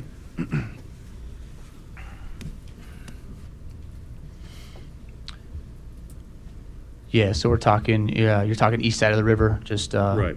yeah, inner east side. Yeah, that's a heavy concentration of fire concentration, which we've known that for a long time. Engine 1, Engine 5, a couple of our busier structure fire engines, that's their response area. And that's pretty typical for what I would have guessed had I just thrown a dart in the map, you know? Okay. Thank you, Mayor. Alderman Larson?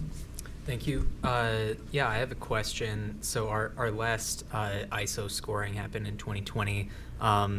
do we know, I guess, approximately what time of the year that happened and what kind of effect that could have had on the score? I'm not sure if there were staffing issues with everything that was going on in 2020. So I don't know the time of year. I do know it went into effect January 1st of 2026 is when our new rating went into effect.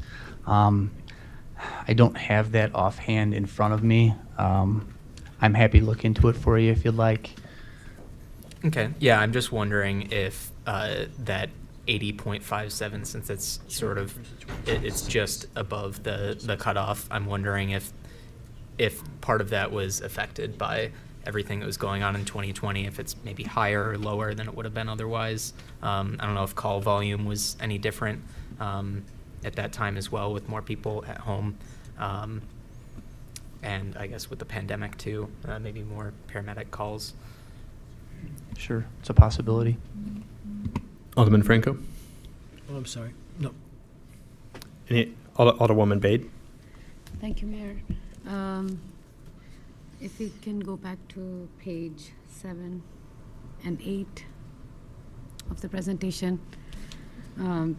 Just like Alderman Barrero, I have concern about Ward 10 northeast corner coverage. I think she wants to go to the engine coverage with the circles on the I can see engines. the numbers on my end, so. Alderman, is this the one you want to see, or do you want to see the engine? Okay. Let's start with this one. Sure. So northeast corner of Ward 10 and 1, both are very densely populated as well as industrial area, heavy industrial area. I'm really concerned that it's not within 6 minutes of reach with the trucks as well as with the engine, especially if we go to the next page, again, northeast corner industrial area, and it is also skipping some of the densely residential area. So with the new fire station on Eola, why is this not covered?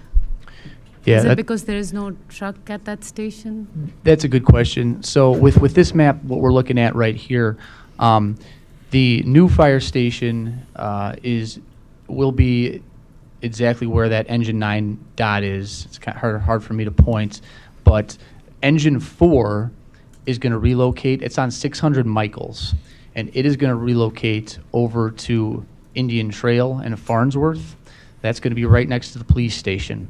When that engine company scoots over due northeast, that circle will slide due northeast and provide some better coverage into that northeast quadrant. Now that far tip northeast quadrant, it'll still be exposed. And that's one of the reasons we really needed another fire station up there is to get a fire engine up there, to get a truck company up there, because we've known for a number of years that and the very southern quadrant, southeast quadrant of the city are our most exposed fire areas. It takes us a long time to respond to those areas. So Fire and ambulance. Correct, absolutely correct. Did that answer your question? How can we improve that?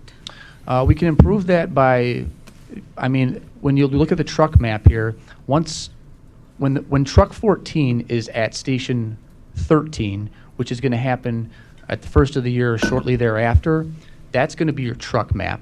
So that's going to be a great improvement from the current truck response we have there, because you can see the top one will be the way it is. The bottom one, that's a potential brownout situation, right? We're back to where we started with the 3 truck companies. Okay, so that's how we alleviate it, by just throwing more stations and more companies in the proper areas. And that's what we did with Station 13. The other thing, if you look at the fire map too, you can also see the heat map again. It shows there's also a lot fewer incidents in those areas. Yeah, that's true. Fewer incidents, but larger response times. So when we get an incident there, it takes a while for us, like we talked about, that full complement in 8 minutes. For us to get full complements to exposed areas like that, it takes a long time, which is why it's important to have an initial company up there to get there as soon as we possibly can to start to knock it out before it gets too big. Alderwoman Smith? So I think it's page 8, the one that you had shown a little bit ago with the brownouts. Okay, I'm sorry, I When you were can't, I can see talking the to pages on. Alderwoman Beige. The structure fire page, is that correct? That I'm looking at right It's now? Part of the circles. I thought it was page 8. I don't have my. Got this as slide 8. All right, right there, right there, Slide right there, 7, right there. okay. So the bottom part, so this is where you asked the improvement. So I'm kind of in between, my ward's kind of wrapped all around the, it's interesting because these 3 circles down at the bottom are also close, but then all this, the space around it is not covered. Is that a time, obviously that's a time factor? It is. It's a mileage. This is based on mileage is what these circles are. So that's 1.5 miles, which we anticipate trying to get 1.5 miles in about 4 minutes. That's a pretty hefty goal as well. Like I said before, that's a challenge in a densely populated area in a time of heavy traffic and whenever weather is involved. So yeah, we position them as best as we possibly can to cover that area. And that being said, a lot of these fire stations have been there for a number of years, so we just kind of have to do the best we can to get the right vehicles in the right areas to support our mission and So protect Station our 9 population. is going to be right there along that dotted line, and then So- Station 8 is right down the road.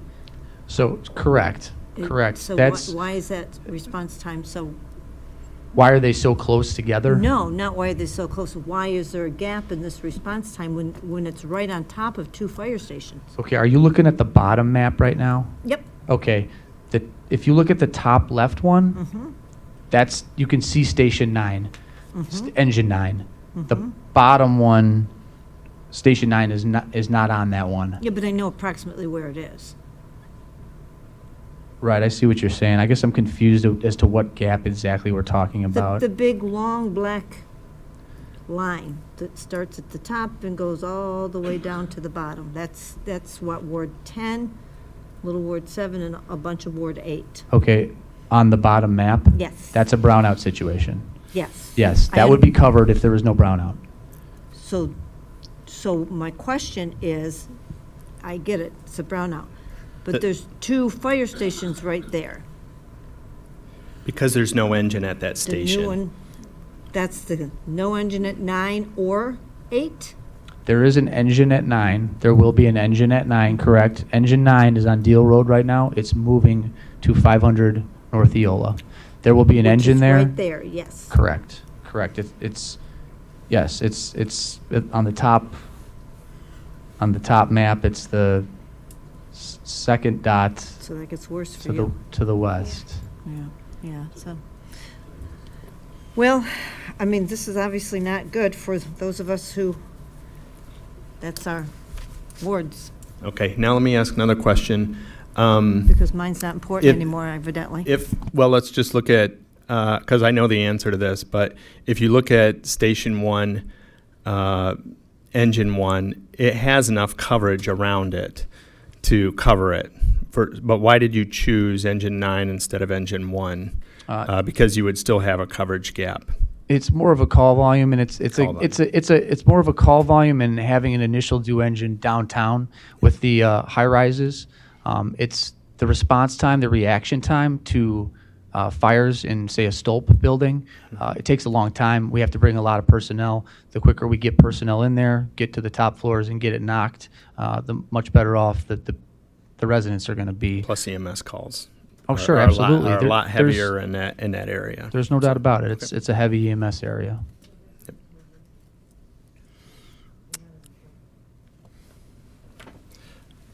No. And then the other question I don't think that anybody's asked yet is what is roughly our timeline? I know we've talked about this, and it's going to be a monitoring process. Sure. I mean, it's going to be monitored. I hope it never happens, to be honest with you. And no fire chief wants to sit up here and try to explain this and try to, try to do more with less, but at the end of the game, yeah, that we'll do what we can with what we have, but it's going to be a monitoring situation based on overtime, from what I understand. Overtime and the response software that you've got in place. Or Sure. plan to get in place. Sure, yeah, and ultimately, we don't really want to have to do that during the middle of the summer, as it showed in our presentation. That's the high point for our call volume. So, that being said, we'll do what we can with what we have. Thanks. Alderman Barrero. Is everybody else asked? I know both of you have spoken once. Go ahead. No, I just wanted to thank you for the information. This is very insightful. This is the kind of information we've been asking for, and it really helps us. So thank you. Absolutely. Alderwoman Bade. Alderman Bug hasn't had a chance. Go ahead. Oh, go ahead. Just had one question. Is Aurora Fire Department responsible for being at any accidents on Butterfield? Oh, absolutely. Yep. That is our jurisdiction up on Butterfield. Again, that area will not be under coverage.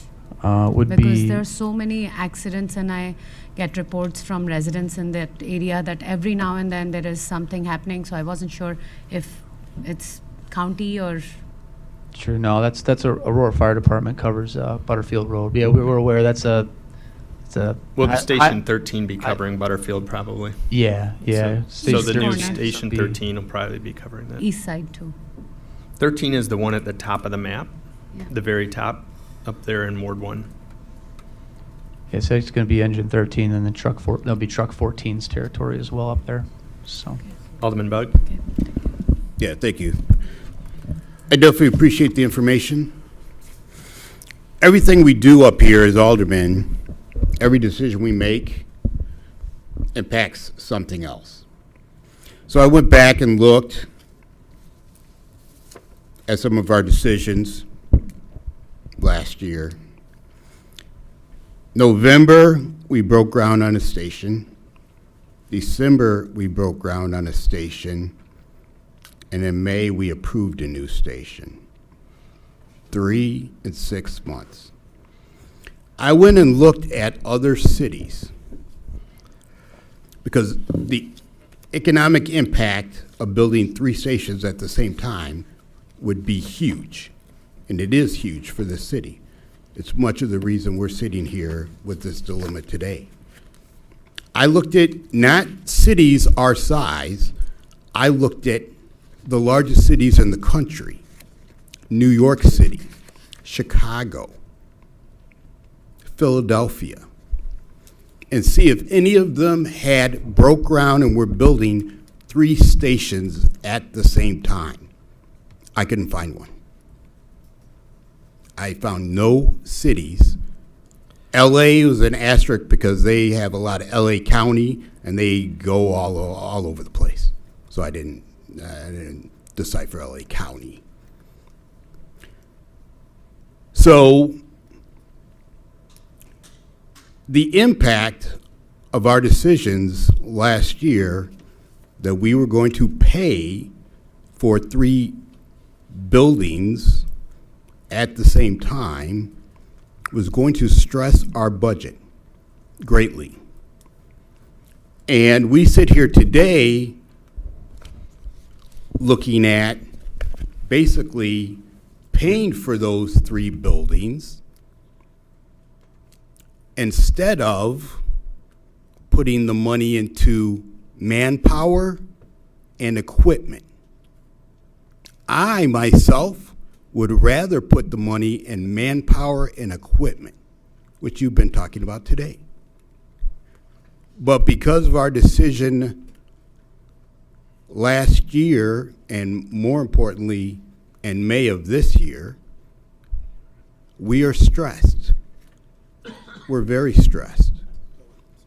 A number of aldermen sitting up here at that time made the statement that it would be very helpful on the budget of this city if we held off on that 3rd project for a year.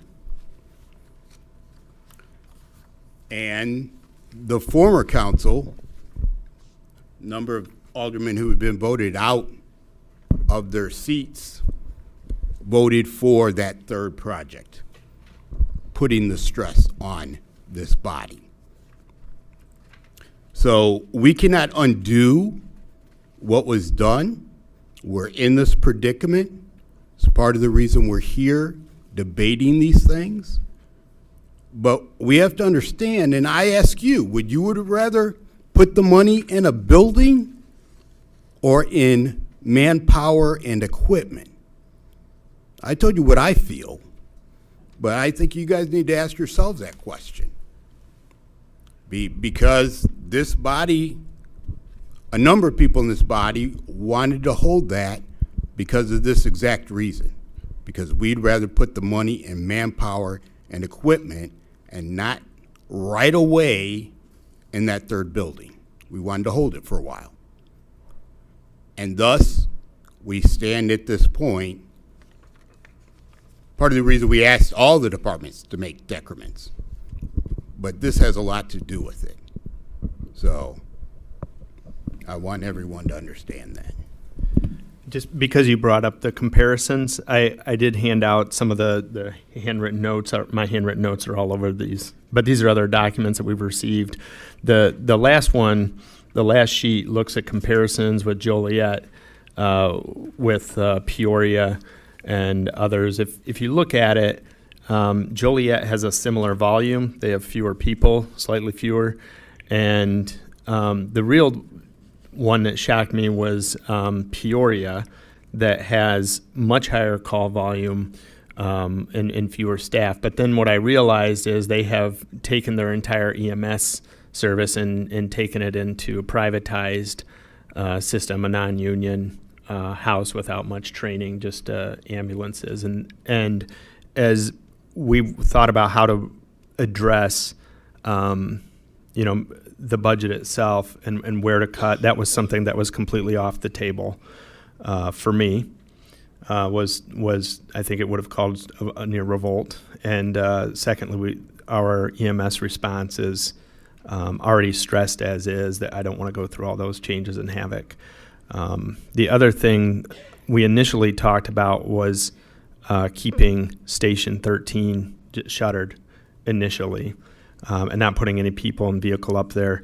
And that's when we discussed personnel, and that we had actually budgeted and manned several of the vehicles that are planned to go up to Station 13 in the previous years. So we have hired, if you look at the first sheet, a number of people over the years and increased the budget in the past to accommodate the change coming at 13. So what we ultimately wound up doing was the path that it was Chief McCabe and Deputy Chief Nickel at the time recommendation to look at the truck specifically to open Station 13 and also to avoid privatization. So I'm just giving some broad pictures of how we came to this decision. And then the choice to make it through attrition was, and through the VRIF was one that I think everybody's pretty much followed to reduce the impact as long as possible. Can I ask a question about the staffing comparisons?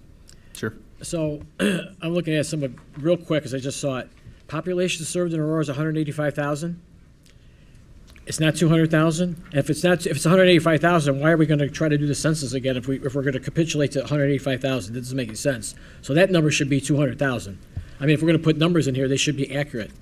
And if it's accurate 185, then we shouldn't bother doing the census recount. So I just want to make sure that when we put out numbers, they're accurate. Well, I don't know the way to do that is just compare. I mean, some of these other communities could have been miscounted as well. I don't know the Well, they answer could to have that. been, but we know where we're at. So I just want to make sure we put out numbers. Let's try to be as exact as we can, because it doesn't really make sense if we're trying to go do a census because we know we have 200,000, yet we're showing 185, and we don't believe that. So I just want to point that out.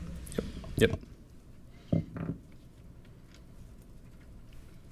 Is that a number why did you guys use that? Is that because that's what the NFPA will be looking at with the ISO rating? Will they be using the 185, or is it, what are they going to use? I'm not exactly sure what he's looking at. I don't have that information in my hand. It just shows that population served is 185,000. Oh, okay. We've always believed that we're well over 200,000 because that's where we're in 2010. So I just want to make sure we're going to put out numbers, especially if it's for ISO ratings. We want to make sure we're accurate. And we believe that we have 200,000 people, so we should stand by that number, I think. we should stand by that 200,000 number no matter what, because that's what we believe, so, But I know you don't know that yet, but that's just kind of what's in here. So if we go forward, I want to make sure we have the numbers correct and what our belief is, as opposed to, somebody else's belief, which we know is not true. Unless the NFPA is using our census numbers, then we have to use what they're using. Well, yeah, I but- mean, if that's what the mandate is, I would imagine, right. I don't know the answer to that, and you don't know the answer to that, right? I don't, not Okay. okay. I'm just sharing the information that I had, so.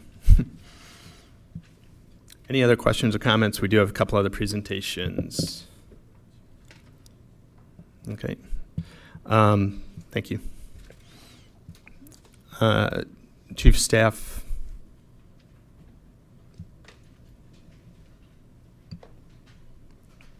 This is to answer your question, Alderwoman Smith, and then we've got some ACA.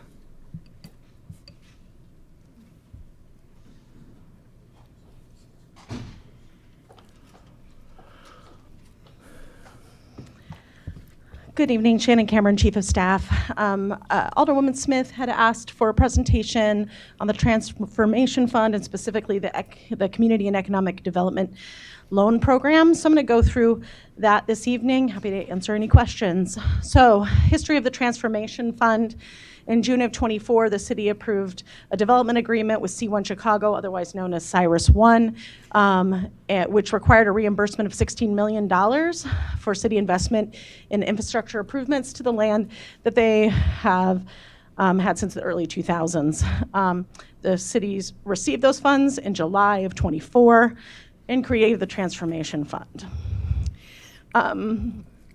The item was 240754, which proposed to use these funds for these certain things. $9 million for economic development, $1 million to be added to the historic preservation program, $1 million to be added for facade replacement, and $5 million to be given to Invest Aurora to create a conglomerate that is now known as the Aurora Regional Economic Alliance.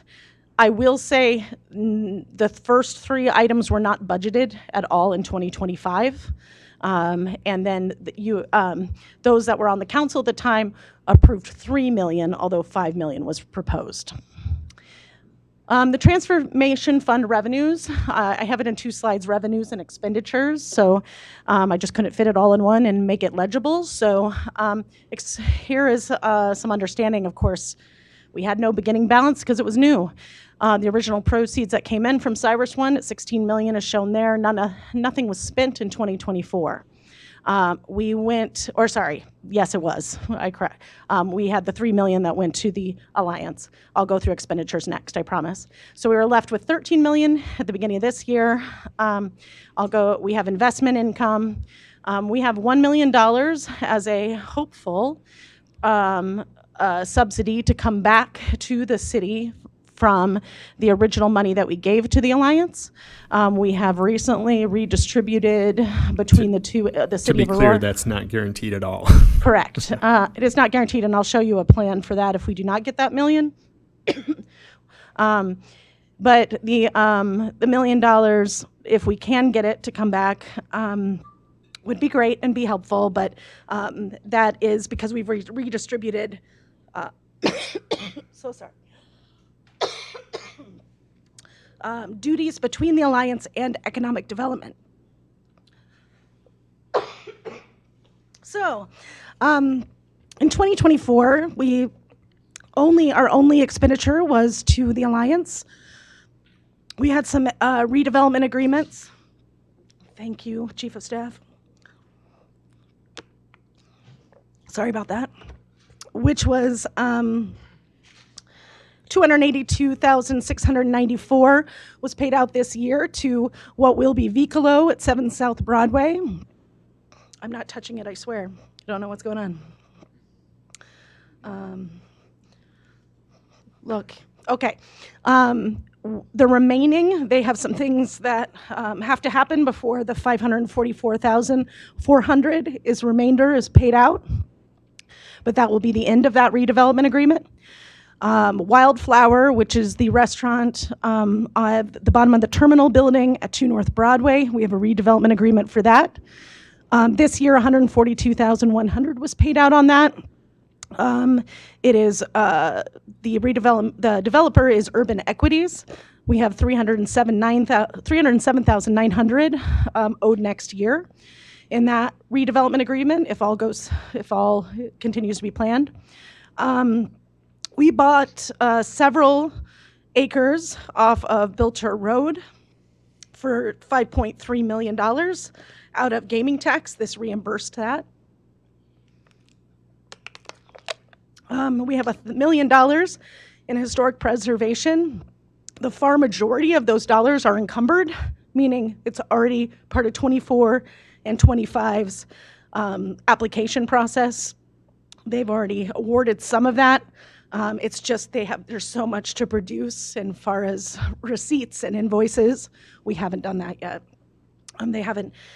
So money, I think only $230,000 of that has actually been spent, but it currently is not showing in our docket, so we're working on that. So this may adjust from that by $230,000. But so I think what's left in there is a little over $100,000 left for another application. The revolving community and economic development lending program is at $6.5 million. It will reduce by $1 million if we do not get that repayment by the Alliance to $5.5 million. The contractual services are for city planning, city strategic planning, as well as economic development strategic planning at a total of $150,000. The revolving community and economic development lending program is what I'm going to talk about next. We also may use those funds for strategic land acquisition for projects as well. We're going to cover these three things. I'm going to cough one more time. Sorry. So these three things I'll cover, and I'll try to hopefully get through this, and certainly can answer any questions as there may be. The economic development small business compliance loans, special service areas, capital improvement loans, and C-PACE and R-PACE loans. So this economic development and small business compliance, this goes through talking with a lot of business owners, with developers, with people and hearing what they say is that they need access to affordable capital. We have businesses that have been in our area for a long time that want to make improvements but cannot afford to for a variety of reasons. This would create a revolving lending program where we could offer below market interest rates, be flexible in the terms to meet the business needs, and obviously, like I said, a revolving structure. So the funds replenish and the loans are repaid. There's many possible uses. One of the things we've known is that it could be a compliance fund, meaning there's things they need to do to get up to our codes. We have new codes coming out. This would allow them to have some upfront affordable capital in order to make those changes. This increases, of course, business opportunities and expansions. It supports the Aurorans that are willing to invest in Aurora. It strengthens commercial corridors, creates jobs and neighborhood stabilization, and updated and code-compliant businesses and buildings. The special service areas capital improvement loan. This goal is to finance neighborhood infrastructure through SSAs. This City of Aurora would provide the upfront capital, and then they would repay through the tax levy. This makes it very low risk and, again, saving taxpayer dollars because they can get funding for large things such as sound walls, streetscape, beautification, et cetera, at a lower interest rate. It's, again, low risk. We levy it anyway, and it can repay and refund this, creating that funding structure to continue for those needs in our community. Some other community benefits, less cost to taxpayer, and they get them done. Improved livability, walkability, enhanced property values equals increased EAV, strengthens neighborhoods, reducing financial burden on the residents. Lastly is the commercial PACE and the residential PACE loan fund. PACE stands for Property Assessed Clean Energy. The hope is to help commercial property owners or people wanting to build commercial developments to reduce energy costs and modernize buildings. Loans are repaid with a property assessment, and there therefore is a very low default rate. The state of Illinois already has C-PACE lending through the Illinois Climate Bank. We are interested in doing that here. They typically focus on very large developments. We hope to make it so if somebody wants to come in and do a smaller level development as well, that this kind of lending would be available to them.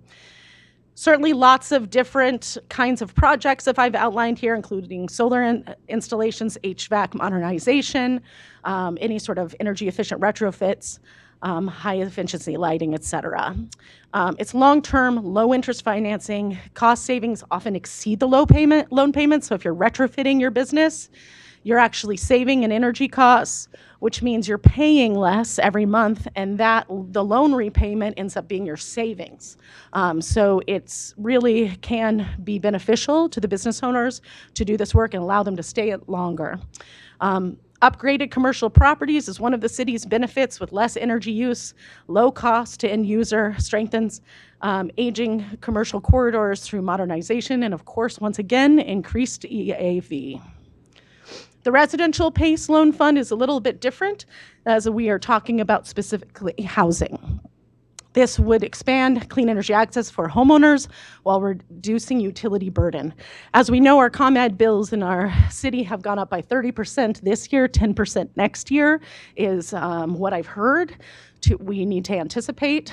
These projects can be, again, retrofits with residential solar, weatherization, insulation, and energy efficient windows and doors, but this also would provide funding for net zero home construction as well.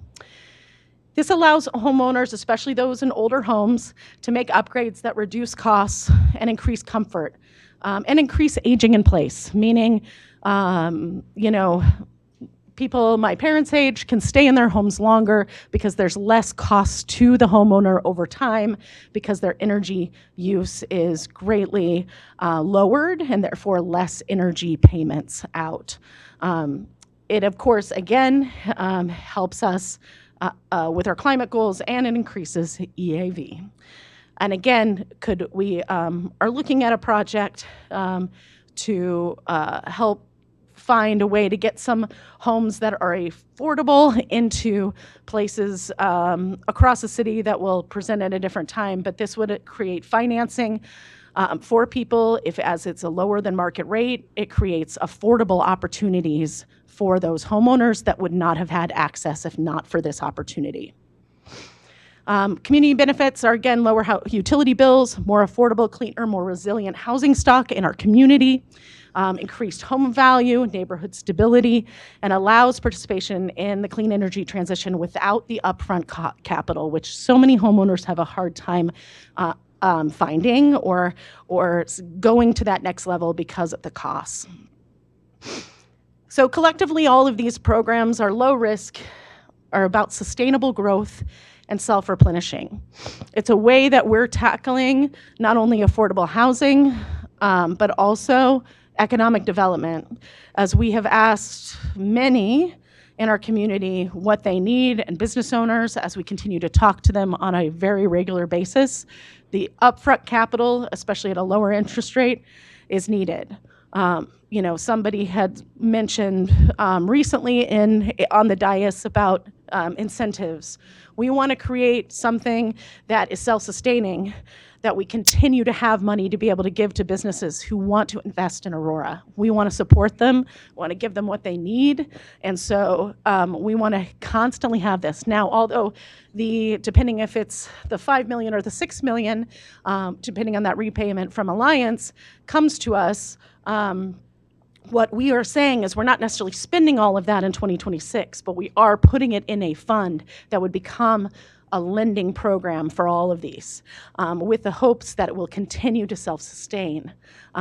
Many of our projects that we've had over the past several years have been supposedly being repaid by things like increased food and beverage costs, and we just haven't seen that actually come to fruition. Most of those loans, if they're not in default, they're underpaying, and we need to find a way that we can truly earn back and create continual opportunities for our businesses, our residents, or the people looking to move to Aurora to create these programs. So this is our answer to that. Any questions? I want to just highlight that was probably way more detailed than what you asked for, but none of it's final. Obviously, it would have to come before council again, but you asked broadly, so we tried to answer what it is. And as you can see in the past, we've had a lot of forgivable loans, and a lot of those have been released without the developer dotting the I's and crossing the T's, which Priscilla's doing an excellent job of now before we hand out what's been free money, and this creates a residual fund, which was the initial intent of the transformation fund. But I don't think all the I's and T's are dotted. It's just broad strokes, redefining what that is. And I think the encumbered parts that has been getting spent is for the historic grant program, and of course the other things she highlighted. Yeah, the redevelopment agreements and the historic preservation programs. Alderwoman Smith. Thank you for that. I appreciate it. A lot of great stuff in there. But to start with, the numbers that I have for the Transformation Fund and the numbers that were on the screen are different, considerable. That I have right now is $7.7 million in a Transformation Fund. So that was, I had recognized that we hadn't made a place for historic preservation. I'm going to go back to the. And we don't have to. I mean, that's so small potatoes. So it is a late change Yeah, that Stacy and Krista have added now. It's because of that. So these are the accurate numbers. Yes. Yep. Okay. The 150,000 I think is wrapped into the other stuff because I think I sent that to them last week as something we were recently talking about and needing some strategic plan for the city and a strategic plan for economic development, as we're a very unique place that has some unique challenges. So that would probably is wrapped into the lending program, but I wanted to be very specific on how we plan to use those funds. So without going into all the details, because I understand this has got a long ways down the road and a lot of things have to be, I's need to be dotted and so on. There is a lot of great things in the slide that you just showed us. But my biggest question is, in a time where we're in a budget crisis, we now have, according to my numbers, which are different from your numbers, $7.7 million that we're using as a economic development lending program. At a time that we have a budget crisis, is that, and I'm sincerely asking this question because this is something that's really bothered me, is that sincerely the best use of these funds? And does it need to be so much of these funds because we had other places in which some of these funds could have been transferred out? So I'll answer that briefly. So the thing is about this in general is that this does not, we don't get 13 million every year or 60 million every year. Correct. So we do not put operational costs, we don't tie operational costs to funds like this because they are one and done, right? We have this year taken $2 million from gaming tax, which we really try not to do to cover up all the attrition instead of doing hard layoffs, to do attrition, especially around public safety. So we did do that this year, but that, from what I understand, and Brian can come up here and explain it as well, it is not a structured way to budget. To take it from these things, because this may solve the problem for 1 year, but we're going to be right back here next year with the same issues. Okay, I don't know if I agree with that, but I'm going to ask my next question. So the gaming tax that was reimbursed, the hello there, Mr. Caputo, $5.3 million. That was something that we reimbursed ourselves, correct? Correct. And that was all, that I believe was in the 2025 budget.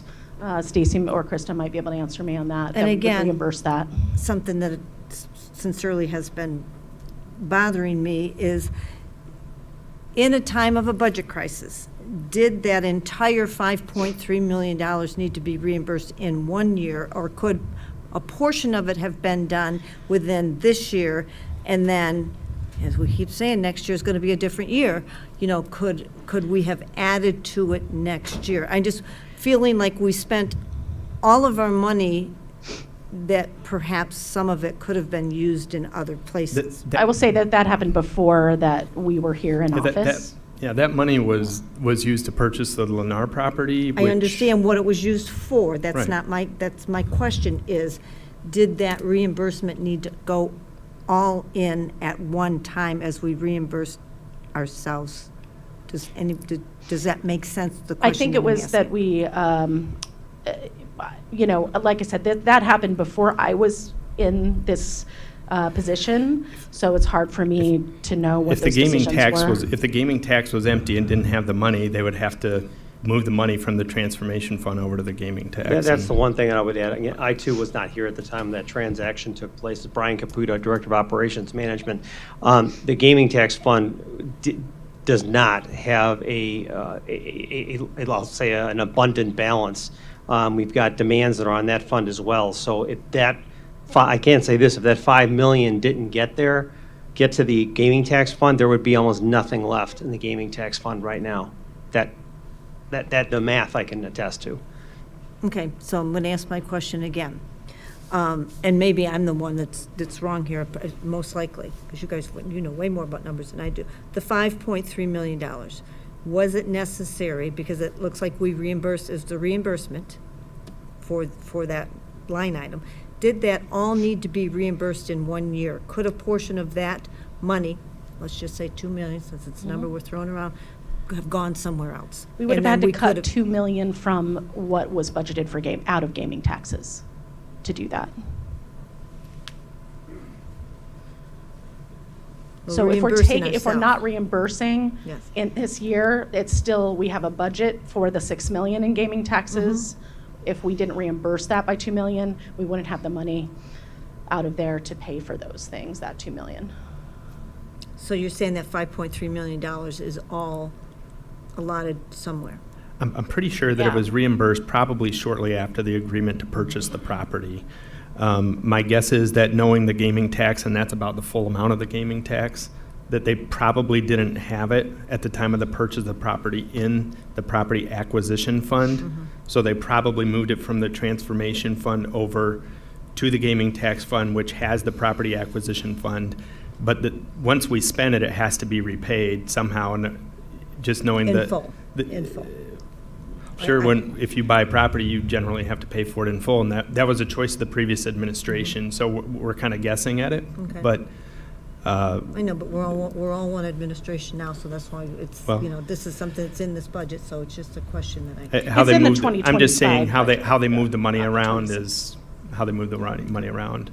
So I do appreciate you taking the time to put this together. There are a lot of really good things in here. I look forward to learning and knowing more about these things.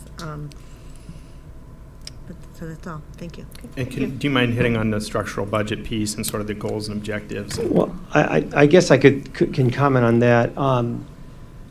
That this money, and the Chief of Staff alluded to this already, that this is a pot of money that once it's gone, it's gone. And with the exception of the way that this community and economic development lending program works, where ideally it's going to replenish itself. But if it's simply spent, it's gone. What we've tried to do with the 2026 budget is to have it in a way that it is, again, structurally balanced, meaning that generally that current year revenues are covering current year expenses, that we're not taking from other places that are other places in the budget that are designated for other purposes, or we're not shorting the capital fund or any of those things. We're trying to align our operating fund in such a way that it works on a continuing basis. I think that's the underlying principle of what's in this budget. Okay. Now, I know Alderman White had something as well. Any other questions on this topic, Alderman Franco? Well, not on this, but on the transformation fund. So, two questions. The money that will be spent out of here for whatever loans we give, is that going to come through city council? Yeah, all of these programs will have to be fully approved by City Council. Okay. And then the residential PACE loan fund, is that going to be income generated? Like if you make X amount of money, you're not qualified, or you have to be below a certain threshold? Because, for example, there's a couple of $600,000, $700,000 homes that are very old on Garfield and Downer. If they want to upgrade to make it more energy efficient, would they be eligible, or are they going to say, well, you got too much money? I think, so to talk broadly, first of all, as you look at the new stretch codes, you want to create incentives for new construction, but also some for rehab construction as well. Right. As it would, to achieve the goals of it. I would say that would be the goal, is to have multiple programs for it. But we haven't really come up with a concrete plan to send before council. So I'm not sure if that answers your Well, I question. just want to but make sure that everybody's eligible and not agree. just certain people are eligible, because there's a lot of people out there that have some expensive homes that need to be fixed, and I want to make sure that they're eligible for this too, because it's their taxpayer money. I can say that income eligibility is not something we've discussed, we have been researching other municipalities across the country that use both RPACE and CPACE. So that hasn't come up in our discussions, and certainly we'll take, we'll take that to those further discussions. Okay, so that's all I had, thanks. Yeah, the goal is to make sure everybody can access programs. Alderman Quick Masiacos. clarification on what Alderman Franco just said. Approvals come to City Council, so you're not going to be writing any memos, correct? Without our knowledge? No. Okay, thank you very much. Alderman Nunez. Just a couple questions. I know there was mention of a previous loan program. So have you guys discussed terms and what differences there might be in loan terms versus the previous program, how this is more of a guarantee that we are going to get our money back? So go ahead. the two items encumbered already, the two businesses had I think a 2.5% interest rate. It's a below market interest rate. I think we would look at where the market's at and again, come in below market. So it's a benefit to the developer, to the homeowner, to whoever. And the stability on the city side is that it's being repaid on property taxes, so. Okay. Second question is, there was mention of strategic land acquisitions. Could you talk a little about that or the projects that were mentioned as well? Yeah, so, for example, the Bilter, land acquisition that we did previously. Now, with such a small fund, I don't think we'll be purchasing $5.5 million worth of land. We're very interested in these loan programs based on what we've heard from the community of the need. But if there is something specific, down the pike, usually there is some of that availability in order to purchase some land based on economic developments, position on that as that this is a good opportunity. Again, that would come before council as well. And I can tell you there's nothing, we're trying to unload property and go in the opposite direction. We're not planning to buy property, but periodically it's actually an alderman, ward alderperson that comes forward with something that they want to see acquired. Appreciate that, thank you. Alderman White. So here in conversation, I don't think I have questions. I was really going to delve deep into some of this, but it sounds like this is just a presentation to let us know what the transformation fund will be used for at a high level. And then at some point, you'll come back to us with more of the nuances of how this will take place. Yes, every piece is a piece of legislation that has to be passed through this dais. But this would be for 2026, though. Correct. So just like anything in our budget, I would say that we have for 2026 that is over, a certain amount. Just we come to you and ask for permission as a piece of legislation before we spend those funds. Okay. My thought is if this would be for 2026, we want to have this in place for 2025. So then in January or as early as possible, this will be rolled out. But it sounds like we'll be building it in 2026, though. As much as I would love to roll it out in January, there's a lot of banking regulatory systems that we have to put in place that will take to create a lending program like this. So there is, we're currently working on meetings with regulatory bodies in order to make sure we do this right, and we'll bring that legislation forward. And do you have a timeline in which an anticipated idea or a realistic idea in which this would come before us? So we do have plans to bring the CPACE legislation forward first. Since the state already has CPLACE legislation, we're using kind of a model ordinance around that. That might be one of those, but that's only through the state. We wouldn't be funding that. The state funds those programs, but they're bigger. So you'll get a kind of taste of what that looks like there. But our own CPACE or our PACE would come later than that. I have created a report that has a timeline that is very rough, but until we meet and talk about the regulations, I'll have a better idea that I can propose to the council on timeline, but we really need to look at legal financial stuff more in depth to the specific thing we're doing, because that's very important that we get that right. Okay, so but it is realistic to, in your opinion, it is realistic to develop this, have it in place, and then being able to use these funds all in 2026. Well, as I said, we would be creating a specific fund to have a revolving sort of bank of these loans. So we might not spend all of this next year. I highly doubt we will. But we will be creating the legislation. We will be coming to you. We will be starting these programs. But it is a big lift, but I think it's in reaction to what we've been hearing from our community. Yeah. I really like the idea. It's very creative. I like the idea of self-sustaining versus using the money for one time. So I'm excited to see what this looks like. Probably just to answer quickly, the timeline will be after the budget passes. Hopefully that's tonight. And then the small business piece will probably go first. There's a lot of people clamoring for that. CPACE, and then probably our PACE after that.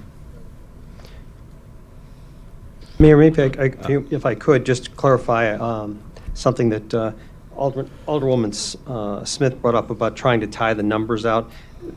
I think what the question was where is this in the budget? And if I had pointed to there, it'd even be more confusing. So what we did is try to pull out the pages with most of the late changes and carryovers put in it. Right. If you were to go down this, you could, not that I'm suggesting you should, but if you were to go down the budget pages, you could tick and tie all of this except for the $1 million for historic preservation. That's a late change. Okay. And then in the contractual services line, that 150, 100 of it is here for a citywide strategic planning process, and 50 of it really is embedded within the revolving community and economic development lending program. But if you were to, it could be done to tie it out. Go down. I think the Chief of Staff was trying to make this digestible for presentation purposes. Okay, I was just using your numbers to look at, and then your numbers were different, so.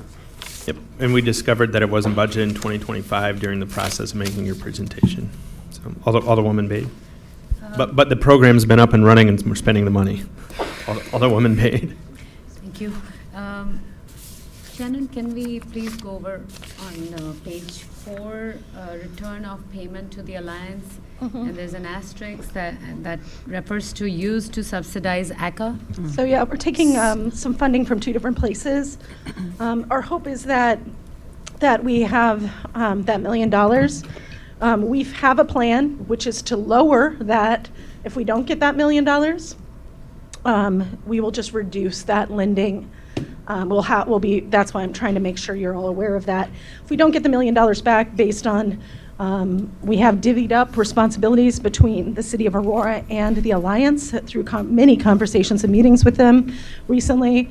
But that we're hoping if we don't get that $1 million back, we will take it out of that revolving community and economic development lending program. Just to clarify, we're in discussion with the Alliance. Literally, we had another meeting this week where we essentially divided up, tentatively agreed to how the responsibilities would be divided up between an internal economic development function and what a traditional sort of Chamber of Commerce would do, and what functions we would share. Next week, we're going to be meeting again to talk a bit about their budget for the coming year, and just talk generally about how that kind of a traditional Chamber of Commerce has stood up over some reasonable period of time. We don't know, and I think I meant to mention this in a previous meeting, we don't know exactly how much is going to come back from the Alliance. We haven't gotten that far to discuss that. We want to make sure that the Alliance, that the succeeding Chamber of Commerce is reestablished in an orderly manner and in a manner that makes sure that they're vital and functional. So we don't know exactly how much money they're going to need. We haven't gotten to that discussion yet. But we are expecting, hoping would be a better word, that $2 million would come back. That's just an estimate. We haven't gotten that far. $1 million would come back into this fund. And that $1 million, if it doesn't come back in, as the Chief of Staff mentioned earlier, that if it doesn't come back in, that $6.6 roughly million shown there for the revolving community and economic development lending program by necessity has to be reduced by $1 million. The other $1 million, and that's why the asterisk, maybe to clarify that other $1 million is going into the gaming tax fund. And we are anticipating making, we've already talked about this, a $2 million payment to ACA to help support their operations next year. So $1 million of it is basically gaming tax fund balance. Another $1 million is hopefully a repayment from the Alliance. There's where the $2 million comes from. If the $1 million here or there does not come, in either place doesn't come through, we have to make some adjustments. It's just the way by necessity. Alderwoman Bade, and then we're going to move on to the next one. We still got 2 more topics, and it's 9:12 p.m. So, so we are expecting $2 million back. Is that what? I'm going to use the word hoping. We are hoping. And did they give us any of the details of how they have spent? We have not gotten that far yet, Alderwoman. I mean, and we can here's say. Here's what we can do with that is we're doing 2-on-2 meetings next week to talk about online. We can bring you up to speed in that as well. Okay, that's perfect. Will that help? Yes, that would be To the extent that we know. To the Mayor, extent by that we know, by right. that point. I will say, part of the transformation fund, actually, what we gave to the Alliance was called the Transformation Fund. What everyone who was an alderman then voted on also required an annual financial report. Yes, we did. Yes, So we can ask for that annual financial report. Okay.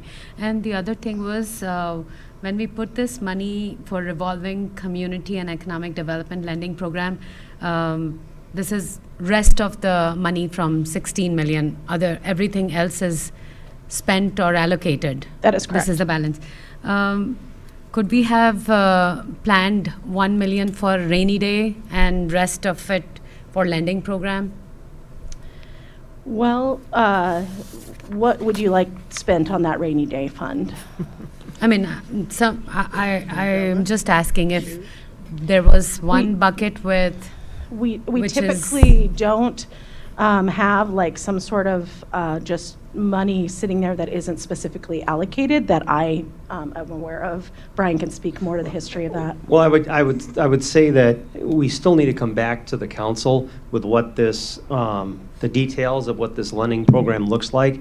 And given that we don't know the details yet, how it's allocated, it'd be real conjecture at this point. I mean, I suppose anything's possible, but we really need to go back and take a look at how this is going to work before we make any commitments, I'd say, about any kind of, to start the year. Some interest is going to be accumulated on that, and that's what the $200,000 is shown for 2026. That's quite low, this interest Oh, income. it could very well be higher. I mean, I let Stacy probably comment on this further, but when it comes to investment income, we do tend to estimate conservatively. I mean, it easily could be more.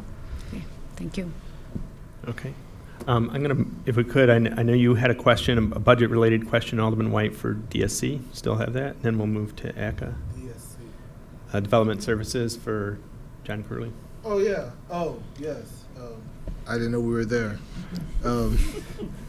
So I do have. It was a budget-related question. I'm trying to go through everything that yes, all the concerns people had. And so I reached out after. So you've come to us on a number of occasions, discussing the accolades that Property Standards and your team has received, and you even go nationwide and present on some things that the creative things that you've done. And you've also mentioned that your team has some of the highest credentials in the state, if not the country. So just leaving out of last week's meeting, I had a concern that with the increased stretch codes and with the push to bring businesses in, my concern is, will any of that be impacted with your with the current budget that you have to operate in for next year? Because the last thing I'd want is for your stellar reputation to be impacted because of budget constraints. Yeah, thank you very much for the question, Alderman White. I'm John Curley, Chief Development Services Officer. What you're referring to with respect to the rating that we have is similar to what Fire was just talking about. It's a different standard, but it's from ISO. It's called BSEGS. It's a building code grading effectiveness score. We have the best in the state. I did respond by email. I assume Rich might have actually shared it with you all. Yes, he did. We will definitely feel some impacts, in particular on plan review. But let me start with, we did get some VRIF candidates from my department, and we've talked through whether or not they are key individuals where we need to replace them. As an example, we are losing 2/3 of our electrical plan review and inspection staff, and the administration is allowing us to advertise to replace those. So we've determined that the unplanned changes from the that weren't in the decrement discussions to begin before the VRIF, that we're dealing with those and trying to make sure that those don't impact us in an unplanned way. With respect to the decremented items, what we're going to be doing, similar again to what Fire answered, it will impact us. We have a couple of maybe luxuries that Fire doesn't have. We're not emergency responders. If our service is slow slightly, there are things we can do to try and mitigate what the service slows downs would be, but we also will be monitoring them a lot. We do that now, but we'll see as our services slide on time frame. The benefit, or I guess the other item that we have the luxury of, is we're a revenue generating department. So when that occurs, that we're slowing down because we have too much volume, there's also a very strong likelihood that we would have additional revenue that was unplanned as well, and we would bring that to everyone's attention to say, hey, this particular thing is sliding. I did see this all play out in 2008, or I guess it was 2009. In 2009, we lost half of our electrical staff, and I could show you graphs on exactly what happened and exactly what the building department did. And it was those positions were replaced, but it was through demonstrating essentially that there's an impact, and also demonstrating what the revenue source could be to mitigate the impact. So I will be watching that very carefully and then bringing that forward to the administration. And as I mentioned in the email, I'm happy to share that with anybody that's interested on our timeframes. Okay. That's good to know. And I apologize. I did not see the email. So for you, I'm sorry. I didn't see it. So I looked. So if you said all that in the email, I apologize for you. No, that's okay. I think it probably came from Rich and not from myself. Got it. Okay. Okay. That makes sense. But it is good to know that there's a point of reference that you can look at. Like you experienced this in 2008, and you made adjustments then. So you can go back to that and do the same thing for this year if by chance situations tend to become unattainable. So. Yep, thank you. Yep. Any other questions for Development Services on the budget? None. Thank you, John. Thank you. Alderman Seville, I don't know if you want to, where you want to start. I do have Tim did make it, so we do have the MDQ information that they sent over. I could pop that up on the screen if that's where you want to start. Okay. Sure, that'd be great. Thank you, Mayor. John, can you put that up Thanks. It's very tiny. Good luck. Hello. It is time. So what this is this shows the $1 Million Quartet's performance, which really started off with gangbusters. I'll let Tim talk about it. And I know Alderman Seville had some questions or goals here. Thank you. Thank you, Mayor. Hi, my name is Tim Rader. I'm the CEO of the Aurora Civic Center Authority, also an Aurora resident. I think what you have in front of you is a kind of our profitability by month for $1 Million Quartet since it started in July of '24. You'll see the first 6 months it had basically overall a net profit of about $90,000, and since January of '25 through October, we have a deficit of about $248,000. There's some additional numbers below with attendance and percent of house that we promote for the houses. So it kind of illustrates the seasonality of how the show is doing currently. And it looks like pretty much, I think you told me you were going good till February, but the first loss was actually January, and then we really started to take a hit over the summer months. Yeah, each month does have a different story to it. January, we took a month off, but we still had to pay the actors, and that's part of the reason January was, yeah.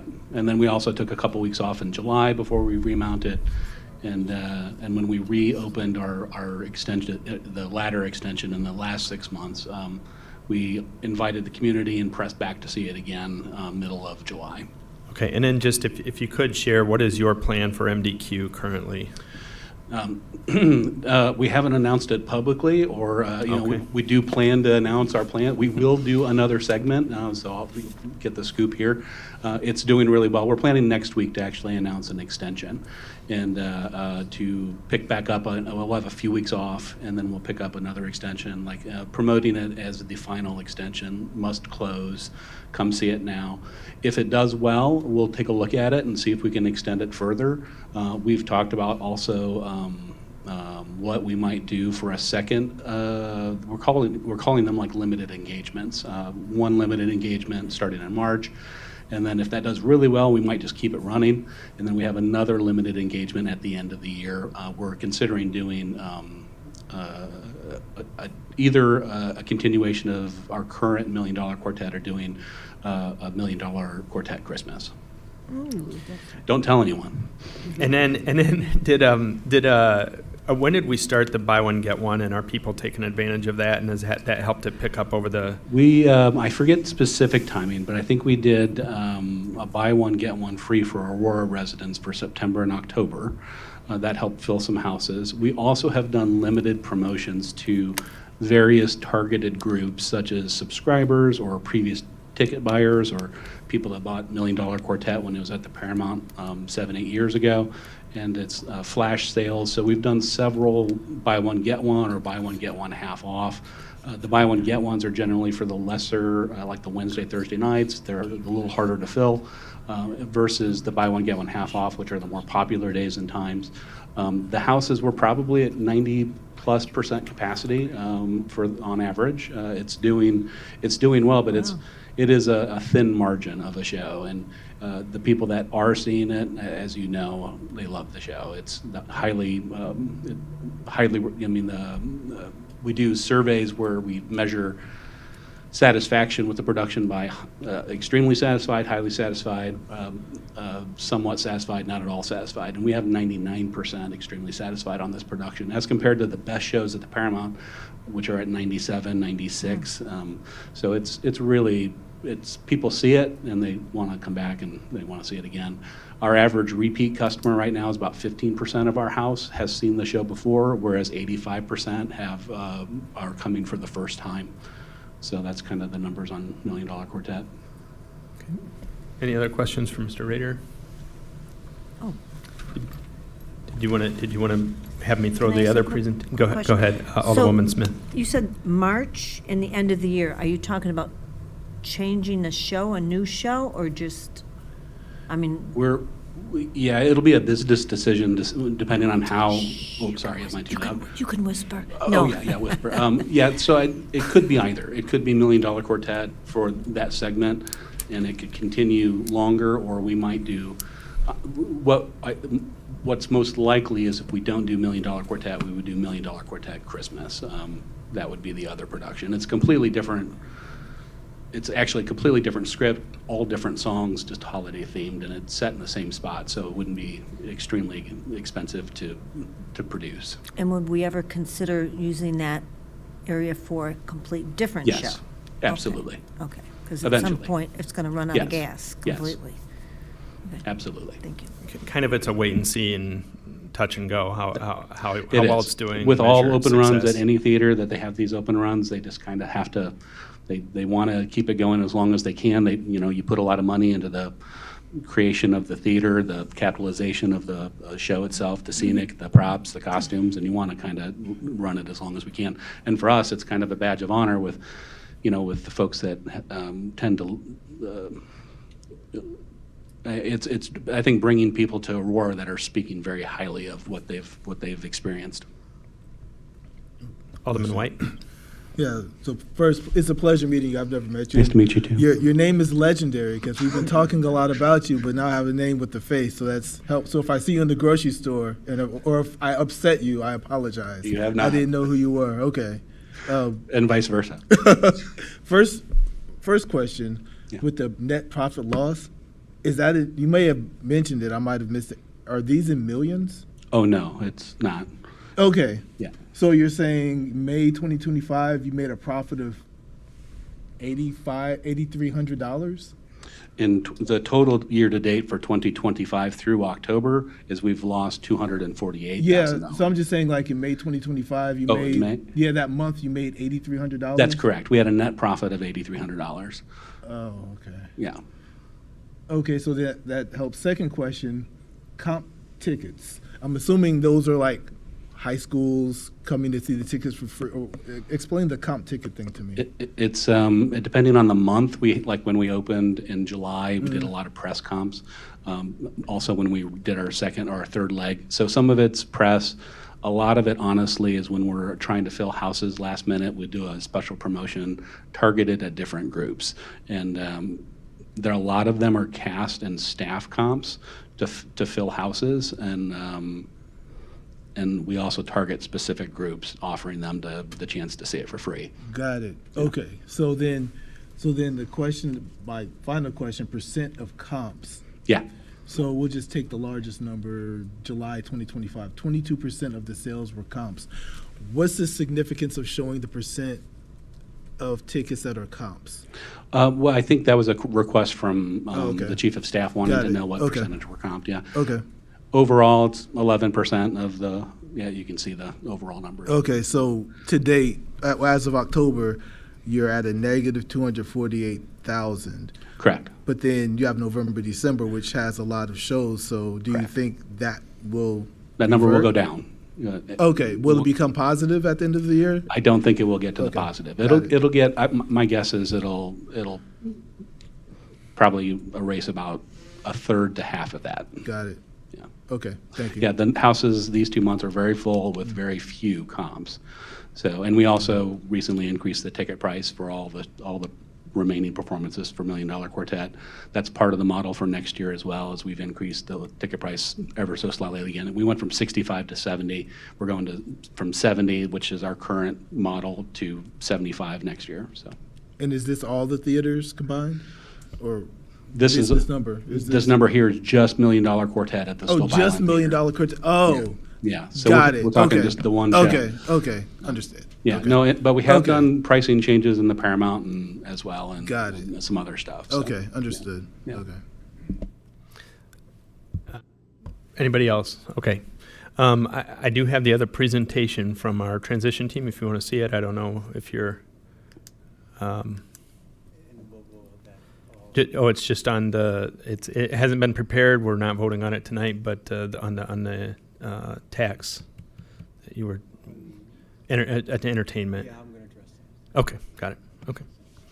I have slides. If you want to see them, we'll bring them up if you want them. Okay, thank you, Mayor. And Tim, I appreciate you coming here tonight. I know you had another event you were attending, so. No, we have our appreciate it. usher volunteer party. I was able to say hello and come on over. Great, well, we appreciate it, so. Yeah, no, I And appreciate you. I think for those of us that have been involved in this, and we all have to some extent, we all have concerns about things that are going on with the tightened budget, and I appreciate the answers that were presented, not only from you, but from police and fire the last 2 weeks as well. That's cleared up many of our concerns that we have in the community with regard to first responders and with regard to one of the main economic pillars in our downtown, which is ACA, and what you guys are doing for our downtown to promote it and the like. And the thing about the $1 Million Quartet with the Strope Island Theater, that's a new theater.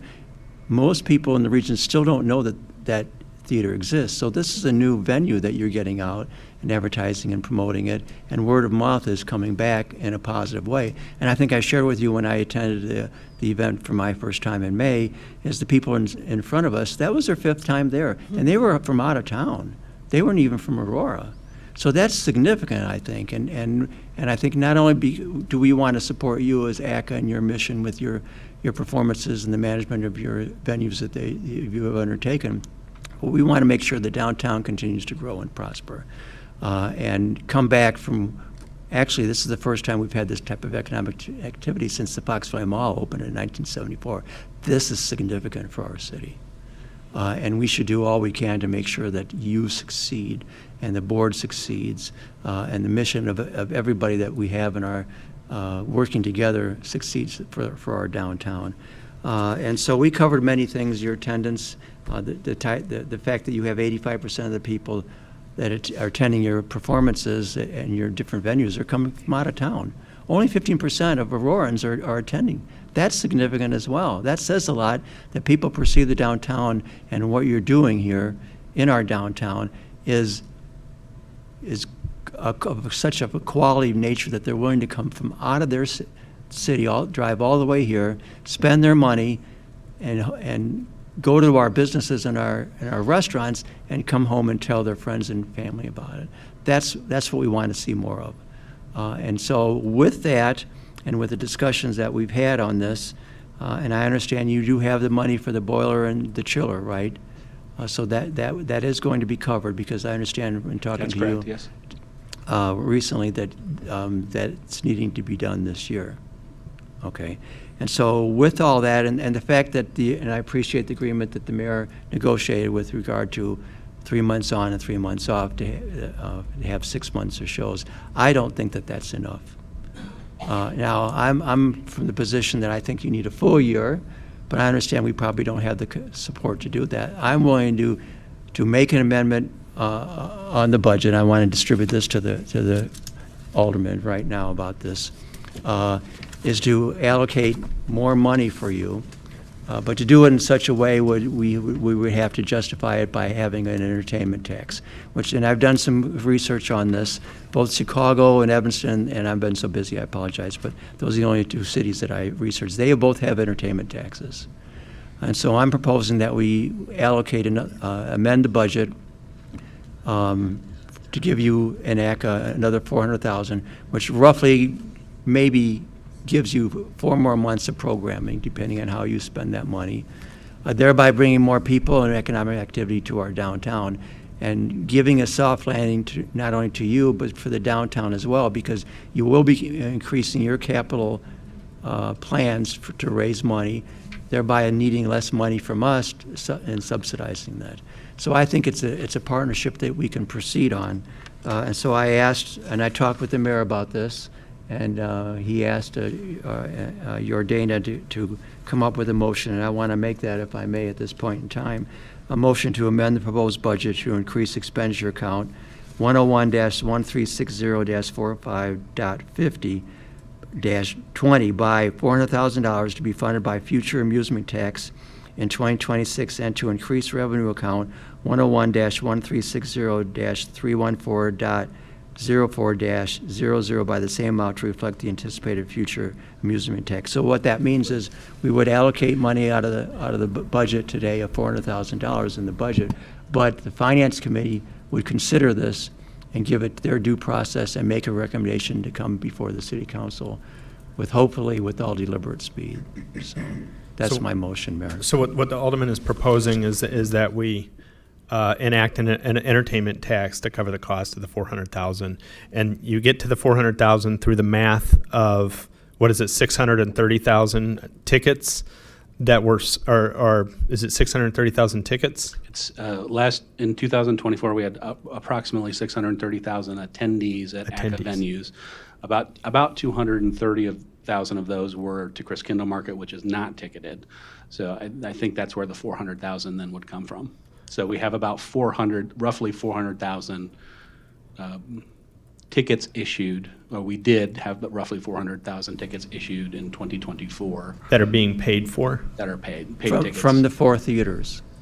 Yes, from River Edge, from Stope Island, from Copley, and from Paramount. Correct. Yes. Right, right. So this is a way of having the money available through a special entertainment tax that would only be utilized at the ACA venues for the purposes of allocating more monies for them with their mission. So just so the council's aware, when Alderman Seville brought this forward, my transition committee did actually, Dan Ferguson, who works for the city and was on the transition committee, he works in our finance department, had looked at this as a possible revenue stream, which again, we are not voting on tonight. I do have several slides if people want to see them. But as Alderman Seville said, this has been explored in other places. When I brought it up to finance, they had a number of questions. Would it impact the venue? Would it impact other high school entertainment? The initial proposal by Mr. Ferguson also included a streaming tax, which other municipalities have also considered. So that would be coming down the road.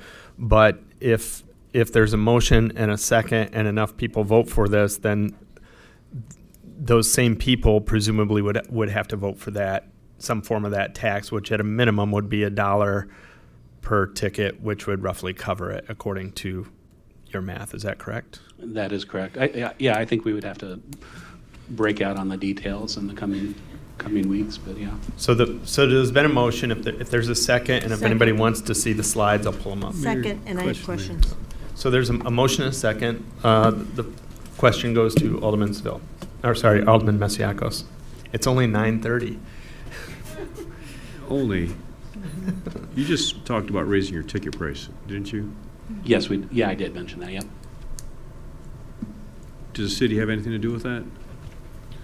Yeah, we knew that with the budget crisis, we needed to help. No, I mean, do we collect that money? I know the answer, but do we collect that money? No, no. Do we have anything to do with how you collect your money for your tickets? All right. So you could raise the prices to $6 to make it $76. That's right. If you wanted to get that, your quasi form of government as well, right? Yeah, we can price anything at whatever price we feel is appropriate. We've been very deliberate in our pricing. Over the past 15 years, we've increased on average about 5% per year, our top ticket price, specifically for Broadway. And this season, we've increased our ticket price about 20%, and we're going to do another bump next year. So this would be on top of that. All right. And if it is a small enough increment, we've pushed it to where we felt comfortable, but if we're talking $1, I don't know that would have a dramatic impact on sales. But you can you can raise it to another $1 yourself. That is correct, yeah. Okay, because what I want to get to as well now is with this proposal before us, that would mean that the city would have to get involved now to collect an extra $1. Correct?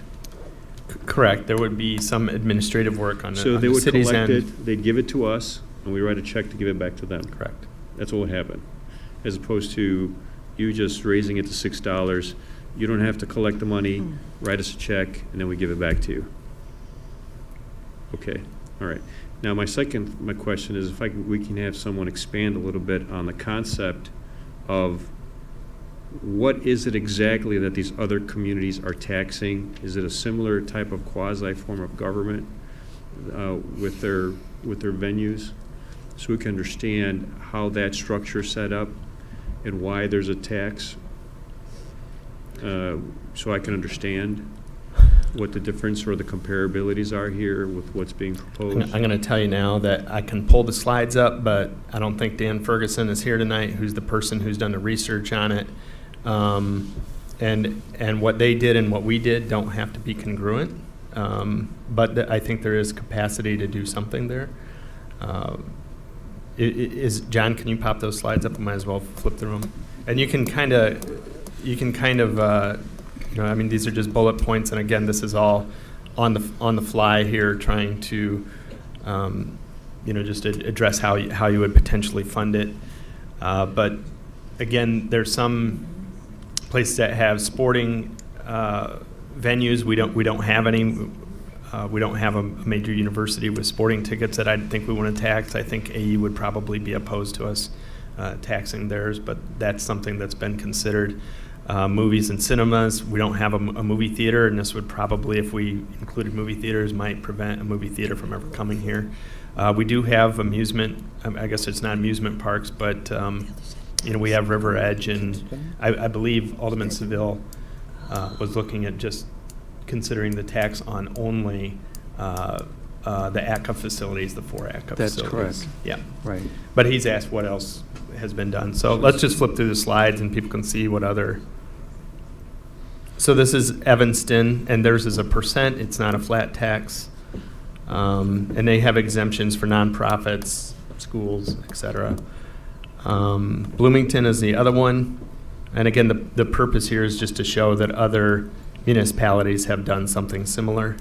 Next slide. And then this is a look at digital streaming, which both Chicago and Evanston have also done. But that would create even more of a burden on collection. Dan said that there's people that monitor this and it wouldn't be that difficult, but that's not what we're talking about in Alderman Seville's proposal, but this is just some of it. And then the following slide, I think, is, go back, this is just the committee recommended this. That again, it's the transition committee made a recommendation that this is one potential revenue stream that could better support ACA. And so when Alderman Seville brought this proposal after doing his own research, I let him know that we had already done some internal research. Again, I'm not the person that did it, but I did want to at least share the concept and how it's been implemented in other municipalities. Does that answer your question? Yes and no. I mean, I'd love to know what these ordinances are, exactly what do they tax in general. So they don't just tax one specific entity. They tax pretty much across the board and or to a certain attendance seating capacity, and it's a percentage. And they keep that money. So the municipality keeps that money. That's what I'm gathering here from the slides. We don't know. Yeah, I don't know what they do with it. Okay, because then potentially if we do part this $1 per ticket, it doesn't necessarily mean that we have to give it back every year. We can probably keep it if they figure out how to become solvent and keep moving on their own. We could probably keep that unless we revoke that 1% tax or the $1 tax down the road. I don't think that's the intent, but no, it's not the intent. Certainly, today, it would have to be drafted in a way that I think your intent was to make it more residual. But I'll let you answer that question. Yeah, I would say the intent is to make it so because we could always spend money on something else with the city, on a variety of things and needs that we all have. But my intent is to make it only go to ACA. And help them. When we go out and buy a good at the store, whether it be a big screen TV or whatever, we don't ask what the tax is. We just pay it. What we ask is what's the sale price, and that's the same with the ticket. When they buy a ticket from ACA, they don't ask what the taxes are.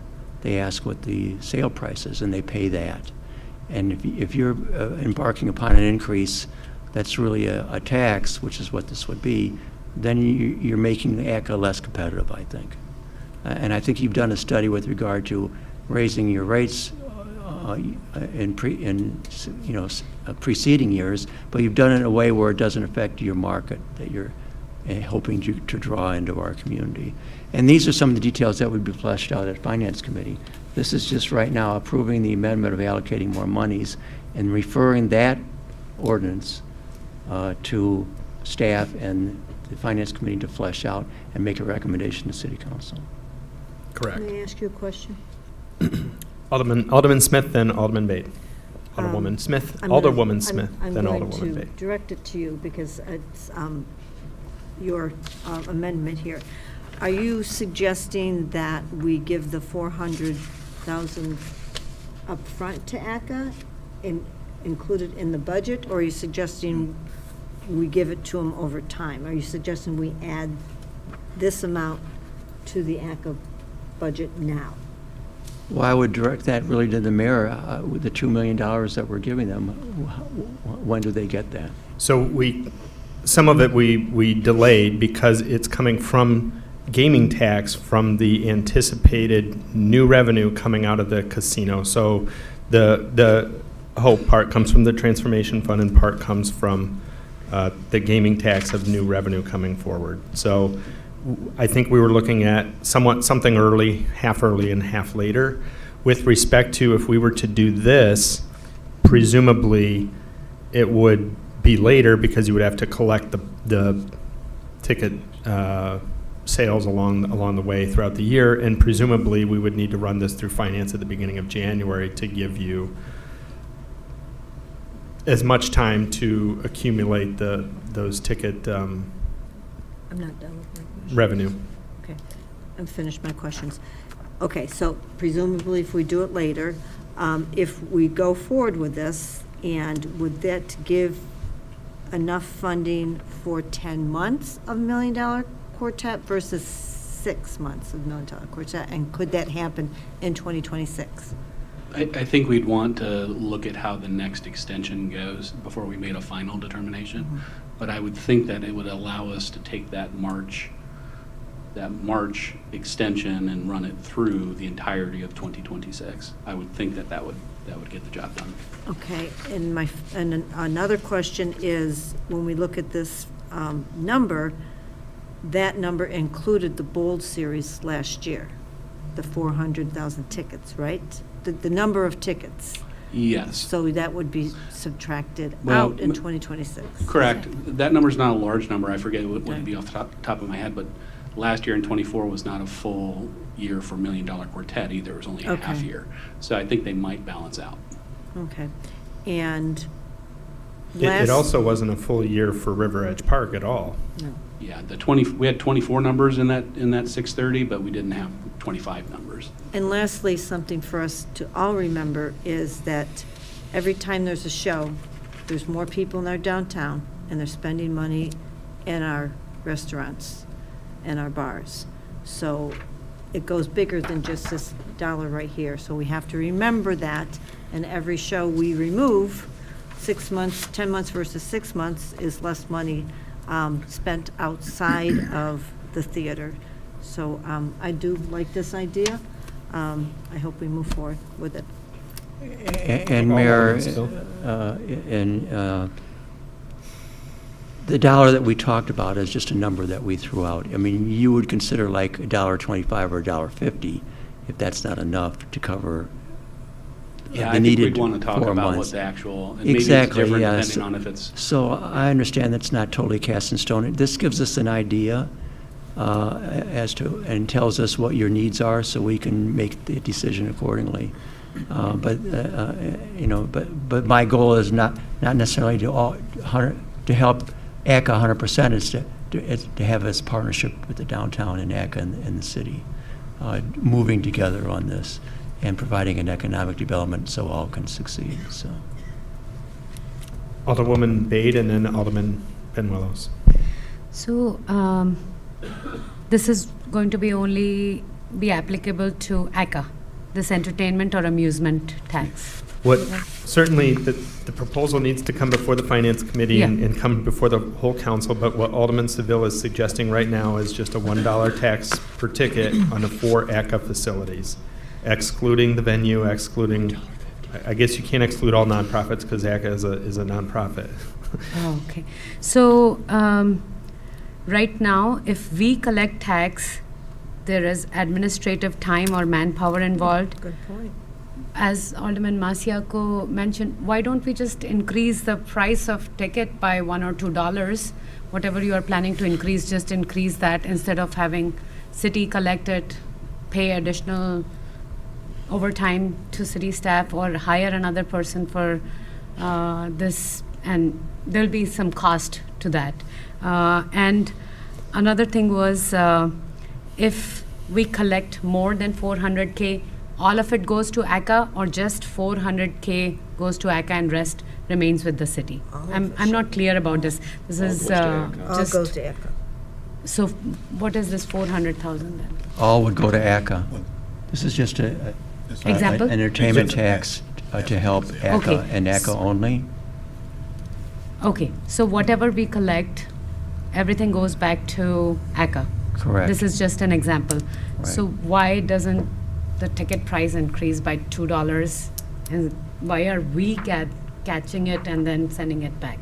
I don't understand I don't that want to part. speak for the ACA, but I think I would assume you market your shows based on the cost of the ticket, not based on the taxes that would be Yeah.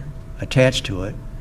And like I was explained earlier, when you go to the store or shop online these days, whatever, you don't look at the tax. You know that you have to pay the value that they're asking for it, and there's going to be some tax, and 9 times out of 10 you won't even ask what the tax is. You just pay it.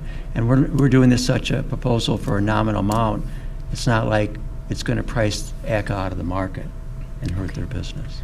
And how was Is the that- online, sorry. Well, I just wanted to mention, we can thank Ticketmaster for changing some recent legislation. So if we mention a ticket price in an advertisement, it has to include all of the potential fees.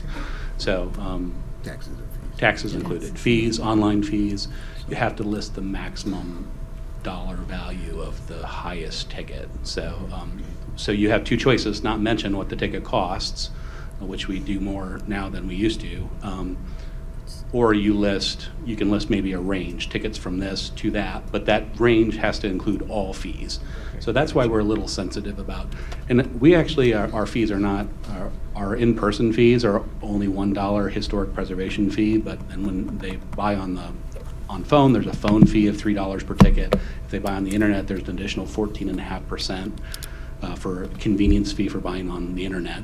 So it does add up, and that number gets big, and we unfortunately can't give them the tickets starting at $17 anymore. We have to do we can thank Ticketmaster though, so, yeah. So your hidden tax will not be hidden. It's not so hidden. So, so when people are buying tickets online on Paramount's website, now there will be another item with amusement tax that will be Correct. sent to city, and then Correct. you will get it back. So once every 3 months, 6 months, however we wanted to, we would run a report, cut a check, send it to the city. Correct. Okay. Thank you. Alderman Benuelos. Hi, I just have a quick question. In your expertise, why is the $1 Million Quartet losing money? Well, we're just not selling, we're not selling enough tickets to cover the cost. That's the long and the short of it. It's The a word of small mouth theater. is tremendous on the show, Okay. but the audiences are limited, so it's taking time to generate the word of mouth. And so you're going to remedy that by, Well, we hope eventually we're going to have to close the show when we stop selling enough, and that's what we're looking at. We're looking at, ultimately, we'll need to close the show because it's losing money. Okay. So it's losing money now. We would close the show if it continues to lose money. So part of the business that we're in is, we're responsible for bringing people downtown. That's our job, expose them to the arts. It's best if it's done in volume. It has more impact on the community, especially the restaurants. And if we can keep the tickets affordable, then we have more people that show up. So we're playing that game of trying to bring as many people downtown, not overcharge, but also pay our bills. And that's why we're constantly adjusting, pricing, trying to squeak out what we think we can, what the market will bear. So. Have you seen the show, Alderman Benuelos? yes, it's a great show. All right, just making sure. Have you? Yes, I have not, no. I could tell. Why do you say that? I could tell by the questions you asked. Oh, okay. Well, I didn't. We'll get you okay, got you. Fair Oh, enough. goodness. I do have a question. Alderman White. So I have a question. Is the specifics of how this is written? I'm trying to understand. I see we're increasing expenditures in one account by 400,000. Then it says increasing expenditures in another account by the same amount. Can you explain that? I don't understand that. That's a staff question. All right. Good evening, Linda Reed, Comptroller, Deputy Treasurer. One is a revenue, one is an expense. So basically, okay, the one with the 300 number level is the revenue, and the 400 number is the expense. okay. And they offset to zero, so it's zero impact to the budget. Alderman Bug? Are Yeah. you done, Alderman? Sorry. Yep, Alderman Bug? Yeah, again, I want to thank you for coming, Tim, and really your response to our predicament. You know, you have looked at things, you've seen some things that need to move around. You had to move the ticket prices a little bit. That always hurts, but you know, you do what's necessary. You're doing a great job. I already got my boating tickets today. They went on sale today. Here, shameless plug, go see the boatings. They're coming to Aurora. I'll be in the 7th row. So you're bringing in the acts, you know, different things. So I commend Alderman Seville. You know, it's hard. You know, do you want to raise prices by $1, or do you want to, in a way, hide it and a tax? And that's kind of what you're doing it. I have a little bit of experience with Evanston. Evanston has other things, of course. Evanston has a university. They're building a new stadium, so that's a whole different ballgame. There's a reason they have that there. Chicago, of course, is a different beast with their things, but unfortunately, I have teenagers, so I'm real experienced. My kids were at the Salt Shed 2 nights ago. They're at Aragon Ballroom 10 days ago. They're there all the time. Your ticket prices are very, very, I mean, they're better. They are. And you don't have to pay for all that parking. You don't have to, you know, all that other craziness. So I commend you in what you're doing. It's a tough sell. I think it may be better if we go this route to hide it in a tax, if we go this route. Because anytime you say, you know, okay, we increased ticket prices, and now we're increasing them again.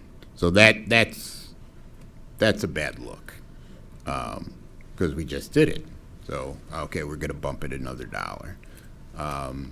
Then people feel like, okay, they're really trying to reach in my pocket.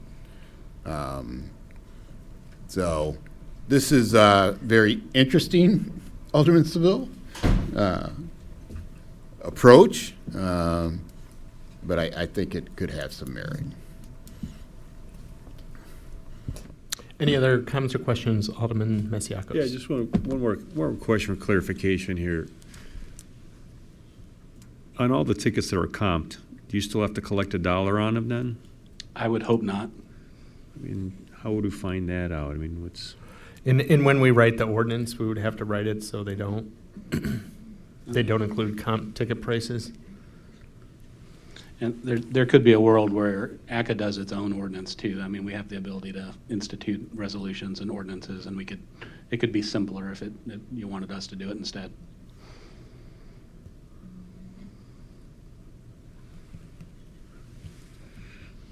I think that you need to be also controlling your own ship. I really do believe that, and I know you have been. But especially in a time like this, if you're going to be raising prices, and at the same time, we're also discussing about adding a $1 tax, it means maybe you're not controlling your ship as well 100%. Because you could actually just raise your price another $1 at this juncture while we figure out how to work out maybe an amusement tax down the road. if at all.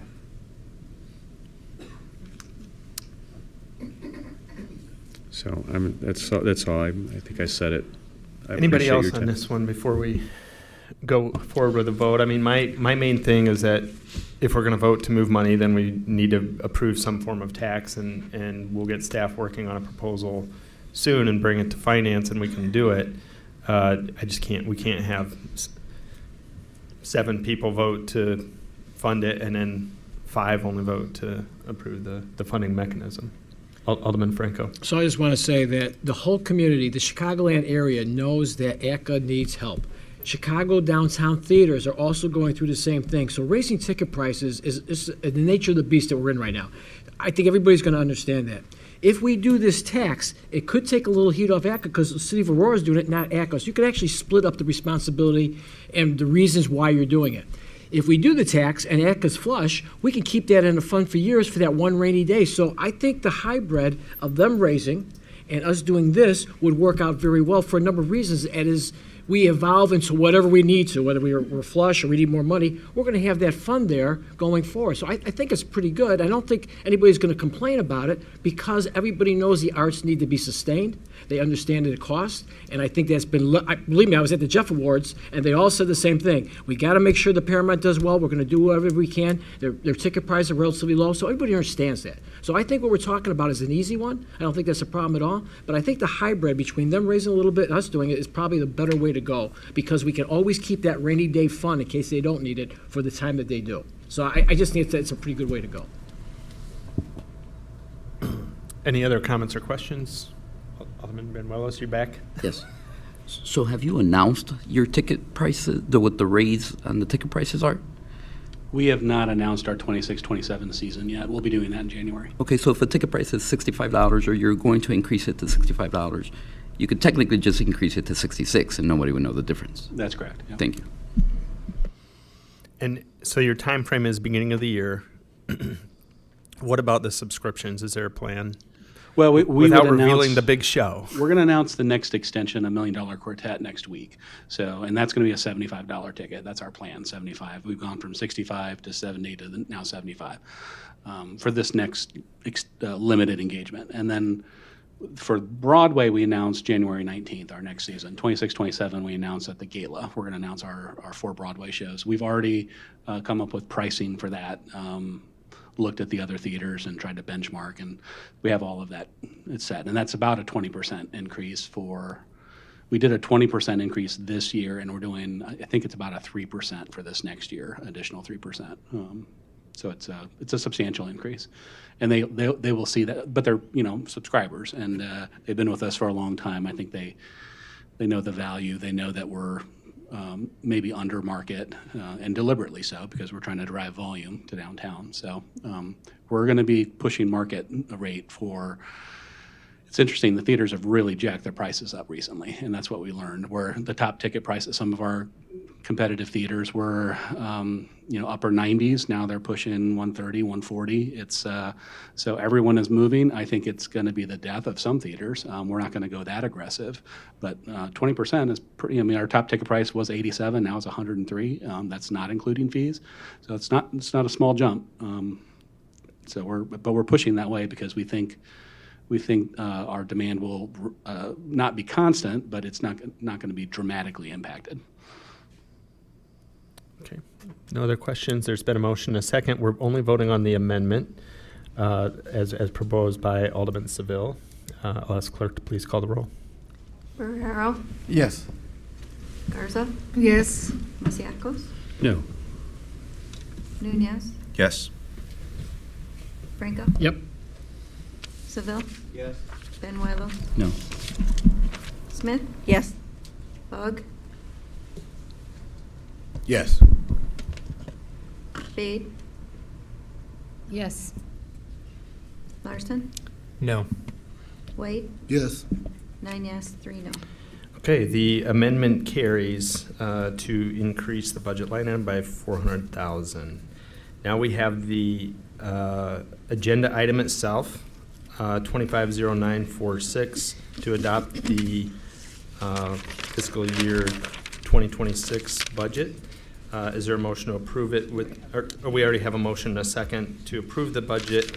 Any other questions, discussions regarding the ordinance? Alderman Franco. So I want to make a little statement about this budget. It was a little bit disappointing when this came out initially, when the mayor puts out his first few paragraphs about what he sees. And we talked about no more handouts to corporations. I want to remind people that money that we incentivized various corporations had a component of a rate of return. So it really wasn't a handout. I think that was very misleading and misrepresentative. It's also a little bit hypocritical when we mention no more patronage.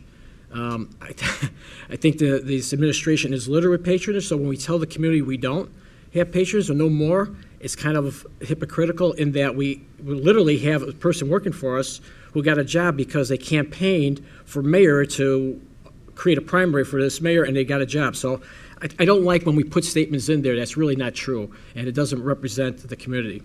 I'm not very happy that the funds, in my opinion, and a couple other people's opinions, were excessively funded from the general fund to maybe create a deficit, and we're fighting that right now, and I still think we have questions about how that happened. When we portray a budget problem is greater than the Great Recession, and the entities that either do our auditing or give us awards or our bond ratings don't see this coming as greater than the Great Recession, I find that very confusing. And I don't think overall, and we talk about a budget representing values, I don't think this budget represents the values of the people that I represent, certainly the majority of them. And I was very disappointed when there was a presentation last week about 6, I guess, capital projects that are prioritized for 2026. And one wasn't a sound barrier that the last administration I had been working on for 8 years. And the mayor campaigned on, and yet it's not a priority. So for those reasons and a lot more, I can't vote for this budget. I don't think it represents the people that I represent, their values and their priorities. So I'll be voting no on this budget. Questions, comments before casting a vote? Okay, no further questions. I'll ask clerk to please call the roll. Barrera, Yes. Garza, Yes. Masiacos, Yes. Nunez, No. Franco, No. Seville, Yes. Benuelos, Yes. Smith, No. No. Bug, Yes. Bade, No. Larson, Yes. White, Yes. 8 yes, 4 no. Motion carries. This ordinance is adopted. Next, we have one more, agenda item 250954. Two more? Got it. Yep, two more. So let's do the SSA first. I'll have the clerk read the SSA one, and then we'll go to the tax levy. 250954, an ordinance levying certain special service area taxes for the fiscal year January 1, 2025 through December 31, 2025, special service area 90. So moved. Is there a second? Mayor? Sure. Yeah, I'd like to make a motion to amend 25-0954. I'd like to utilize Ward 4 fund balance to cover the $11,315.44 balance that would have been levied on those Ward 4 residents for this SSA 90. Can you say that again? Let's take just a minute. Work with legal here. I'm going to use Ward 4, the Ward 4 fund balance to cover the remaining of the SSA 90.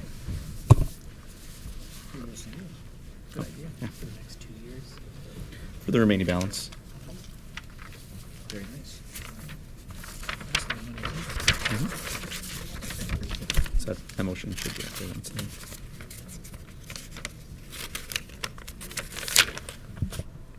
Actually, right. Do you want to start, or? Do you have any questions, Stacy? So just to understand you want to use ward funds for the SSA? To cover the remaining balance of the SSA. The remaining, okay, so this SSA, originally the ward paid for the project, and the properties were paying back the ward. Okay. So ultimately, it would be if you, it would be not levying this SSA. How many more years are left on it? It would be we extended it, what was it, I think 3 years just to make sure, but it's 2 years remaining with $11,315.44 is the remaining balance. So ultimately, we wouldn't just stop collecting it. We wouldn't pass this ordinance to levy the tax. Okay, so have you have questions? Yeah, We all have questions. Yeah, no. I have I just want to make sure, because this is the first time hearing of it, and I am not sure how, if we skip a year on levying, how that impacts the SSA overall, if that's something that then we lose.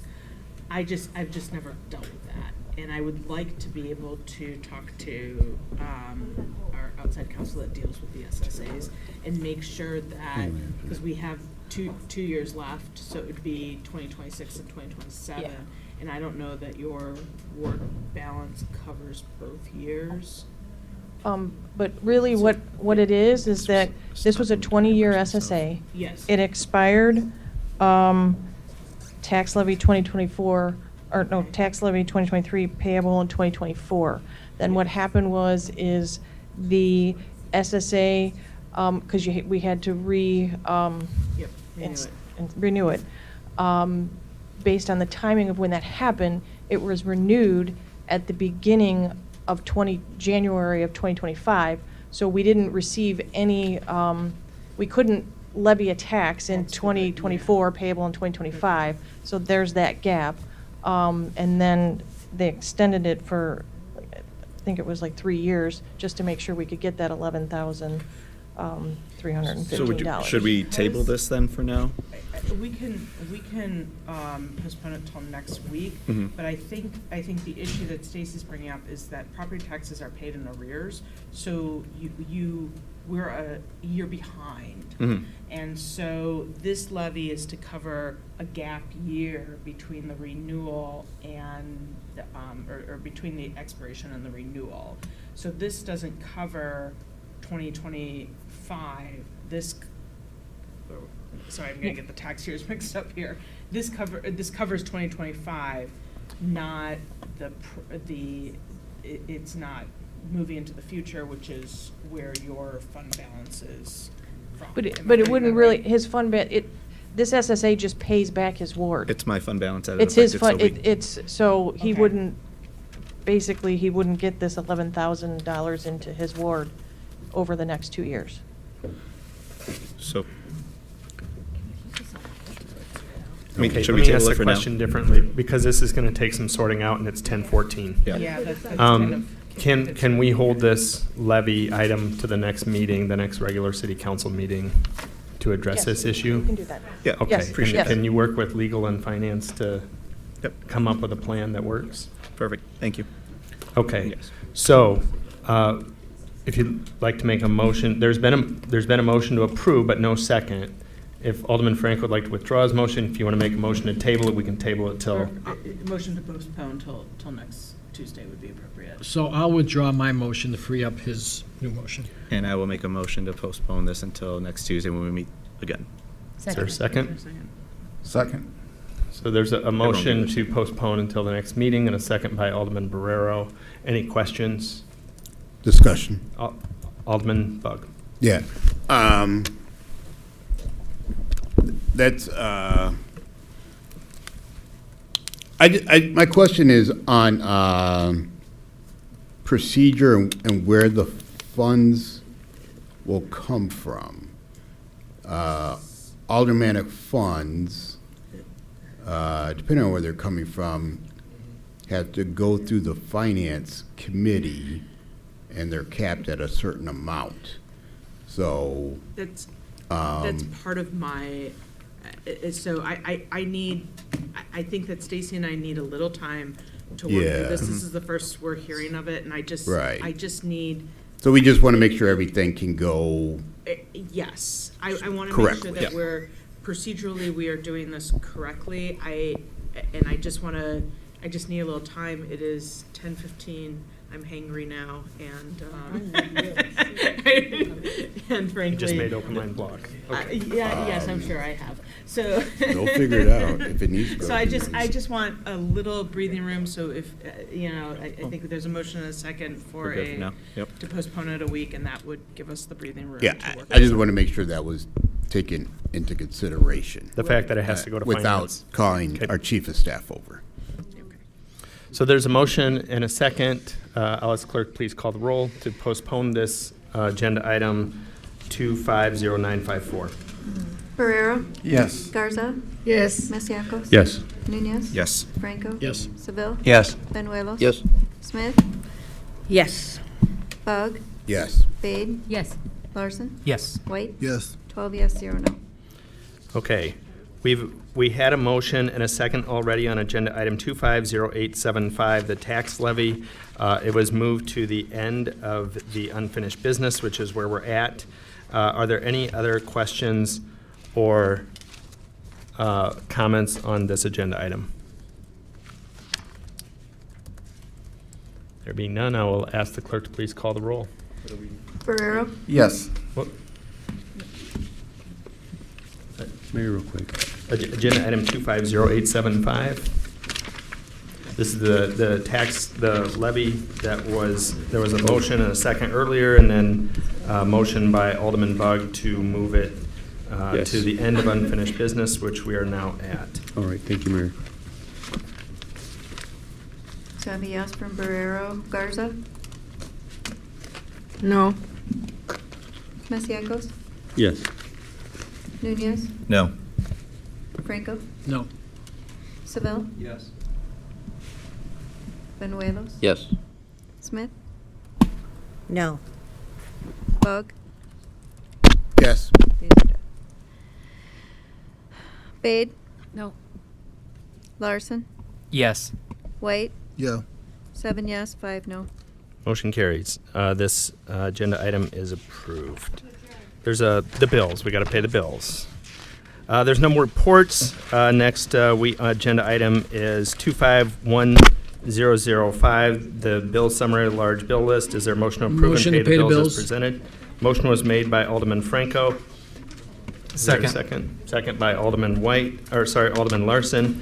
Are there any questions or discussions on the bills? There's no questions on the bills. Will the clerk please call the roll? Barrero? Yes. Garza? Yes. Masiacos? Yes. Nunez? Yes. Franco? Yes. Seville? Yes. Benuelos? Yes. Smith? Bug? Yes. Bade? Yes. Larson? Yes. White? Yes. 12 yes, 0 no. Motion carries. There's no need for a closed session. Motion to adjourn. Was there a motion to adjourn? Motion made by Alderman Franco, seconded by Alderman Seville. All in favor? Aye. Anybody opposed and want to stay here to 10:19? Motion carries. Meeting is adjourned at 10:19 p.m.